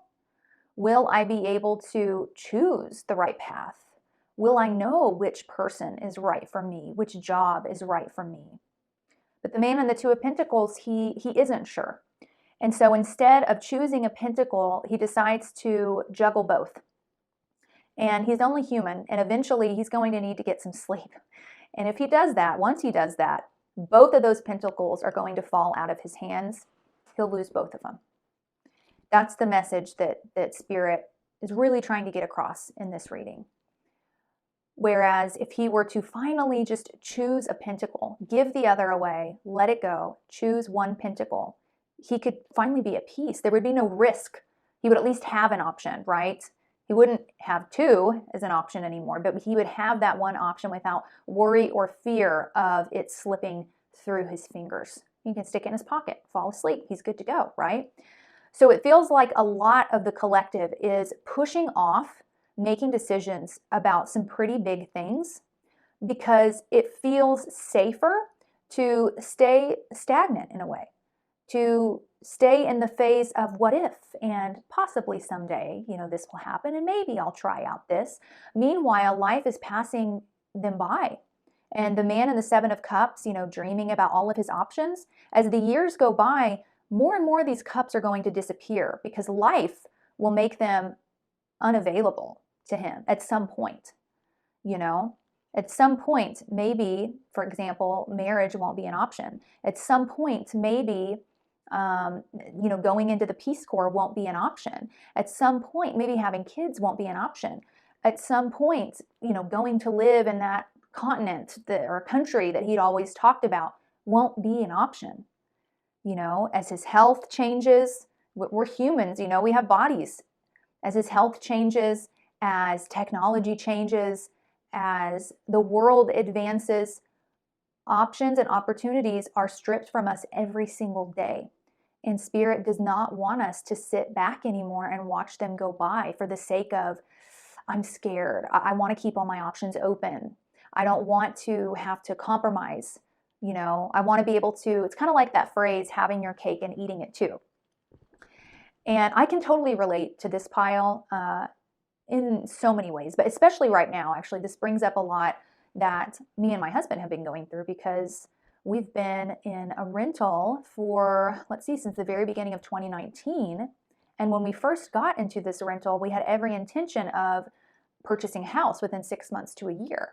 And then the lease, expires and we end up re-signing that lease. And a big reason why is because neither of us can come to an agreement upon, I should say, about where we want to live indefinitely, what state do we want to be in, what city, what town, what type of school system do we want our daughter in, how close or how far away do we want to be from the people that we love and care about, because we've got people, in many different cities and towns. Do we want to move out of state, away from everyone and try out something new? Do we want to move back to Brazil so my husband can be with his family? It's like so many options are up in the air right now. And we're first of all, we're having a hard time making a compromise for one another. We're both being very Aries-like in what we want. And second of all, I think we know that once we choose one of these options, all of a sudden those other things go out the window. So instead, we're staying stagnant. And I think a lot of people in society must be doing this at this time. A lot of people are becoming scared to grow up in a sense, or growing up no longer sounds exciting, riveting. It sounds scary. It sounds tough. It sounds depressing. That's kind of the messages that are put out today, because that's been a lot of people's experience, I think. And a big part of that could be in relation to our moon. Our inner mother, our emotions, our mental health is what that moon represents. And you can see on the left side, we have the great nurturer, which is what the collective thinks it's good at, versus what it's actually good at, the queen. And on the great nurturer card, it says, I give and receive nourishment. And on the queen card, it says, I am an empowered feminine leader. The queen, she's a little bit more about that courage that it takes to make those tough decisions, to protect those that she loves, to be willing to sacrifice and risk her own life for other people, to make compromises, to give up things on her end for the sake of what those beneath her need from her. And how she's just fearless in that, kind of like that mama bear phrase that gets thrown around a lot. Like she's just comfortable in that role. She has no fear of being in charge of more, Whereas the great nurturer, it's focused more on nourishment and nurturing, an equal sort of give and take. I give nourishment, I receive nourishment. Even the word nourishment, it just sounds sweet and comforting and soft and gentle. And I think that's what a lot of us are craving nowadays. We want a safety net. We don't want to have to be someone else's safety net. We don't want so much to fall on our shoulders in terms of when it comes to other people. Like, oh, I'm responsible for this, I'm responsible for that. I can't make a decision without getting this person on board because I've committed to them, they're in my life. No, I just want to be able to give and receive nourishment. But there's a lot more to the moon, to the inner mother, to the divine feminine than just that, than just nurturing. So I think Spirit's really wanting us to get out of our comfort zone and get back to that mentality of, I am a leader. I can be connected to my emotions. I can nurture myself emotionally while also being tough enough to make the changes that are needed in my life, to expand my life, to finally choose some options, to finally construct my life. Beneath these two moon cards, we have this enterprising and artistic card. The left side says exploring the way. The right side says seeing the big picture. Okay, so exploring the way is what we as the collective think we're good at, where we really have this gift, this ability to see the big picture. And there's a huge difference in these two cards. Exploring the way, when you think about someone who's exploring, they don't really have like a definite plan that they're going along with here. It's like, oh, I think I'm just gonna kind of explore and walk around and see what happens. And it's not planned out. They're not trying to get to a certain spot. They're not thinking about certain goals. They're wanting to enjoy what's around them, enjoy the moment, right? And just kind of explore and cite their curiosity and just navigate new and different places, but no plan in place. And I think that's what a lot of the collective is wanting to do at this time. I think they've been craving that for a long time. And it's important for us to make time to explore, to have moments in our life that do feel a little bit more laid back and easygoing and just like, let's go and let's see what happens, especially when it comes to actual adventures. Like, absolutely. I can't stand like going on a vacation and having every hour of my day planned out. That just seems so anti the purpose of a vacation.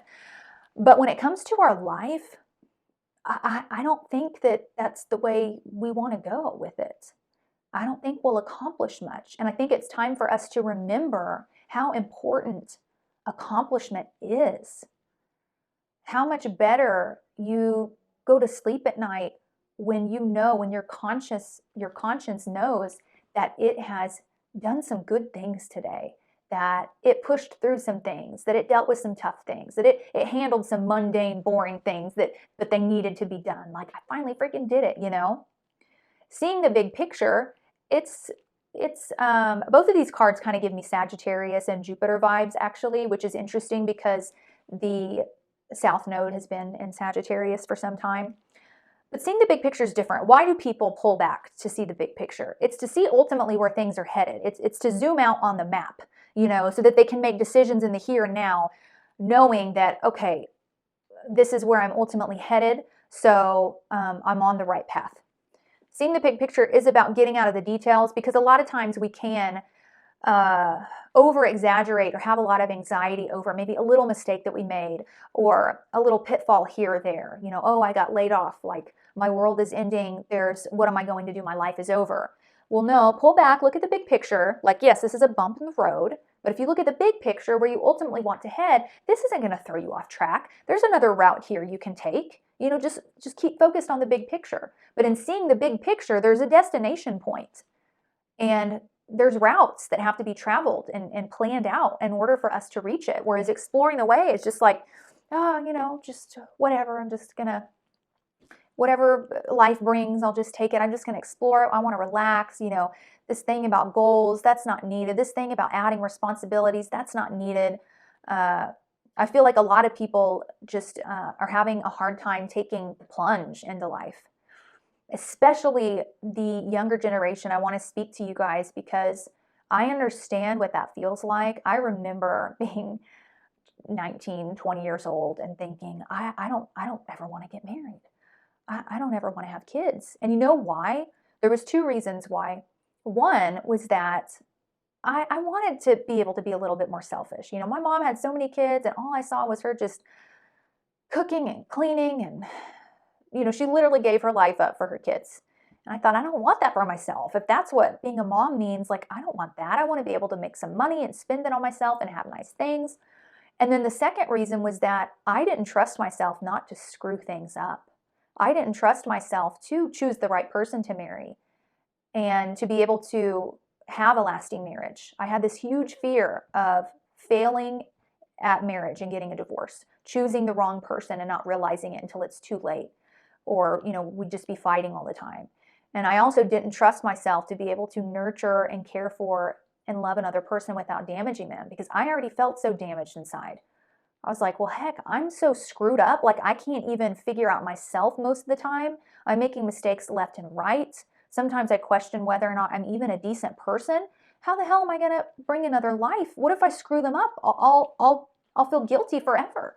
It was terrifying, absolutely terrifying. And I wonder how many people go through that. I mean, I remember some friends that I had in high school just couldn't wait to graduate high school and get married and have kids. And it wasn't on their mind. But I think that as a generation, as the world advances, we're becoming more and more conscious about these trauma bonds and ancestral cycles and karmic links, and we're just more aware of things. We're more aware of the damage that we can cause to other people. We're more aware of the damage that other people can give to us.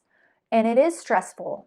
Relationships are stressful, whether they're in work, whether it's your landlord, whether it's your cousin or your spouse or your parents or your best friend or your neighbor. They are difficult because they do require this tactfulness, this constant maintaining a balance between the two. And so I feel like a lot of people are afraid. A lot of people have forgotten the fact that they are the queen. They have a queen within them.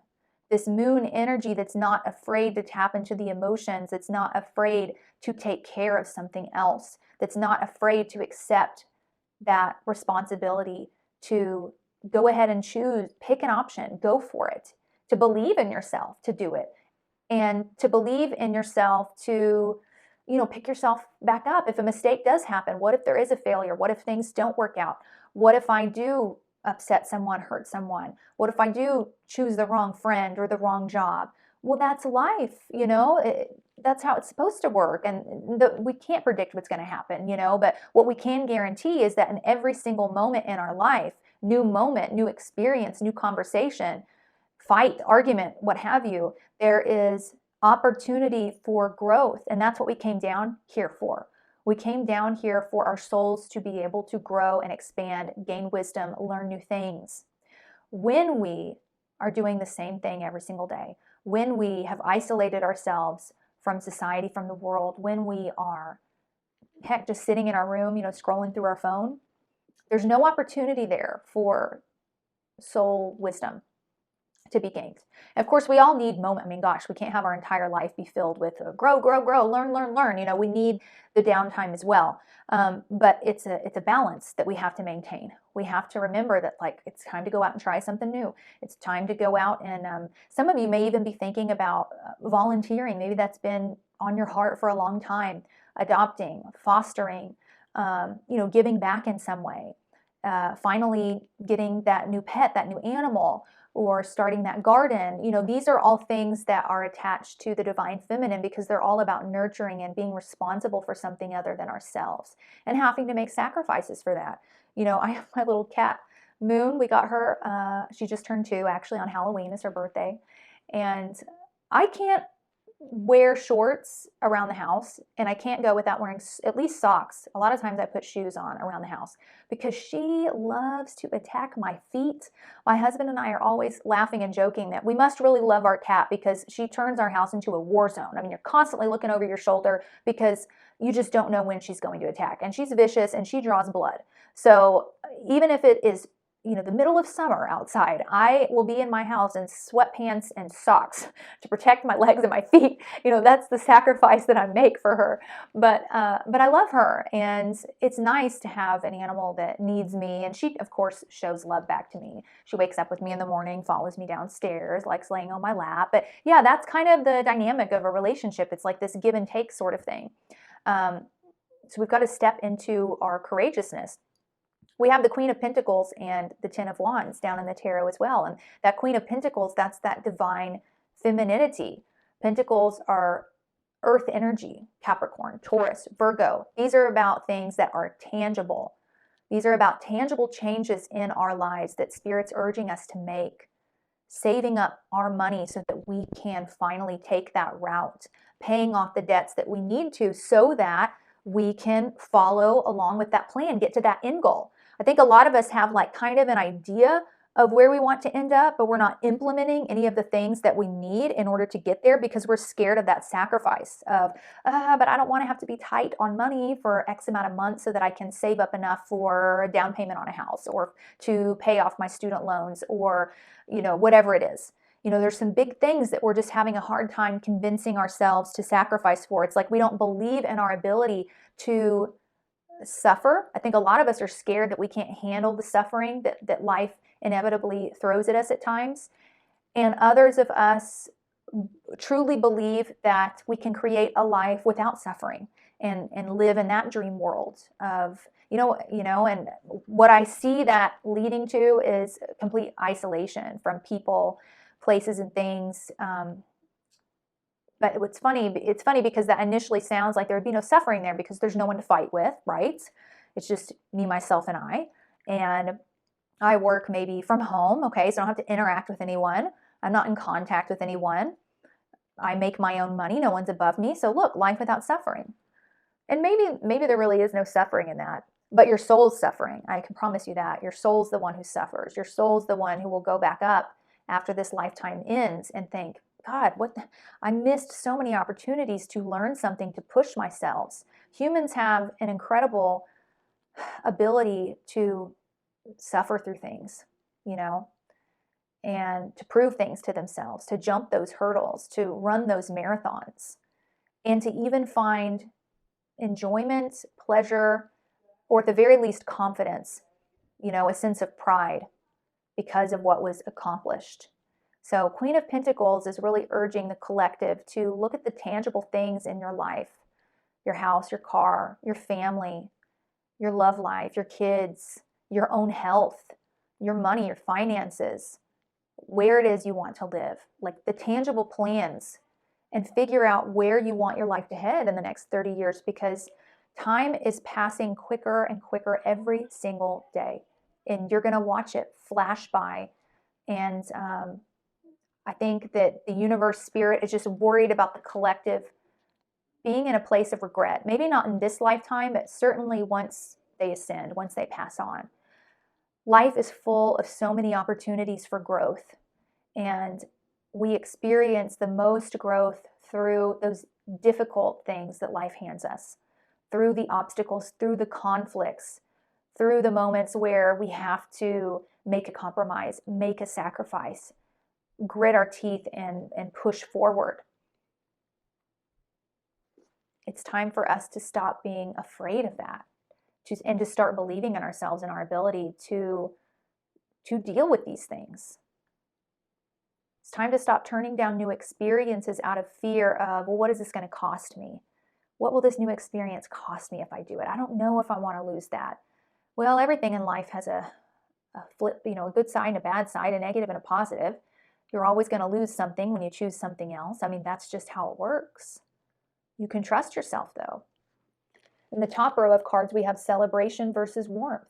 So the collective feels it's good at celebration, whereas spirit says, no, you're better at warmth. And again, we've got the bear hugging the kid. I'm seeing mama bear here, so I'm getting more feminine, maternal energy.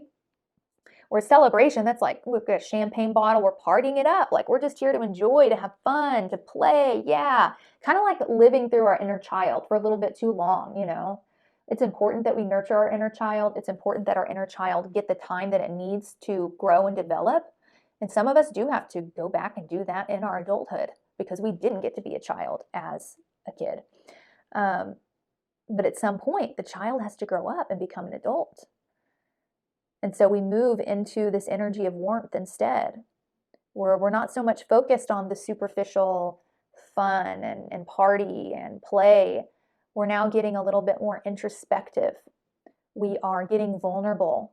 We are able to swallow our pride and apologize. It's so freaking hard to apologize. But Spirit says we can do it. To get vulnerable and say, you know what? Maybe I'm not sorry for everything. I still think what you did was wrong, but I am sorry that I said this. I am sorry that I reacted this way. I am sorry, whatever it is. That should be such a simple, basic thing, regardless of whether or not the other person is going to apologize or not. Letting go of that control of the other person, and being able to just focus on yourself and what's going to help you go to sleep at night, what's going to help you ensure that your soul's pushing itself towards the growth and fulfillment that it needs, proving things to itself, that it can do the difficult things. It can swallow its pride and say sorry. Even if it's been years later, it can write that letter, it can make that phone call, it can bring it up out of the blue. So apologies, letting the guard down, and focusing on, taking down these walls of protection around our heart so that we can truly let other people in. When we have those walls up, it blocks us from our feeling, and it just means that we have a fear and an anxiety over what love is and what relationships are and how that give and take works, and fear of intimacy. Spirit says, oh my gosh, but you guys are good at this. This is what you all were made for. You were made to connect and grow and nurture and prosper and, create legacies and continue generations and, get more into your feelings, get back to your roots, get connected to your nature. Look at how life works around you. Look at how the animals operate, how the flowers, the trees, the grass, the insects, all the mammals, the fish. I mean, they live so harmoniously. And you can watch those nature shows, and there's definitely going to be some death and, some darker things going on as well. But they seem okay, don't they? They seem all right. And they grow, and they continue, and they reproduce, and, the next generation continues on that cycle after cycle, and they push through the fears, and they stay practical, and they make quick decisions when needed, and they're not so much in their head about things. Animals are much more instinctual, practical, grounded, earthy. They're not logic-minded, They're not pondering all their options like us humans do, the risks that, the pros and cons. They aren't making lists for things like that. They're just living and doing what needs to be done, being dutiful, being responsible for what's theirs and what's under their care. That's natural. I think Spirit's really urging the collective to tap back into what's most natural and instinctual to us, and our own inner Mother Earth as well. It's connected in all of this, Queen of Pentacles. And to realize how much more enjoyable life is when you have others to help you carry the load. We have the man in the 10 of Pentacles card. He's about to go on a long journey, and he's got to carry all 10 of these rods by himself. The weight of his world is all on his shoulders. It's all on him. And wouldn't it be nice to have someone there next to him to take that journey with him and maybe carry a few of the wands as well? Lighten the load a little, good conversation, some emotional connection, someone to keep you distracted, entertained, and for you to do the same for them. That desire to want to give love and to others as well, to be there for someone else on that journey. I think we've been pushed for a long time by society to take it all on our shoulders, for us to bear everything. And that's even the more fun way, that's more ideal, because then you don't have to compromise for anyone else. Then it's like you can take whatever route you want to take. You've got the final say. You don't have anyone asking you for their time or asking you for love or attention, or you don't have any of that. It's simplicity. It's so much better. And Spirit's showing us with this card to look at it from a different angle, from a different perspective, because it's not that what society's saying it's not entirely untrue, but there's another side to it as well that you have to, you don't have to, but you should try and remember that experiences and life in general, it's just better when you can have people by your side, even if it does mean that you lose a little bit of your autonomy, even if it does mean that you will inevitably have to deal with conflicts, that you are going to have to give up some things, lose some things, that they're going to test your patience at times. And this isn't just with people and relationships, with a job even, moving to a new place, doing anything new is a test of your patience. There's this fear of failure with it. So yeah, but when you look back on your life 40, 50, 60 years from now, are you going to feel like you accomplished what you set out to? So I feel like this was a message that was for the collective, and so I didn't want it to go undone. So thank you so much for coming to this portion of the reading, and let me know if you guys would like more of these collective readings in the future. I would be happy to offer them. It feels much more kind of like a podcast in a sense. I can just kind of flow with the energy, and yeah, this was nice. I want to know you guys' thoughts. Did anything that I touched on in this reading, anything that Spirit had to say, did it resonate with you?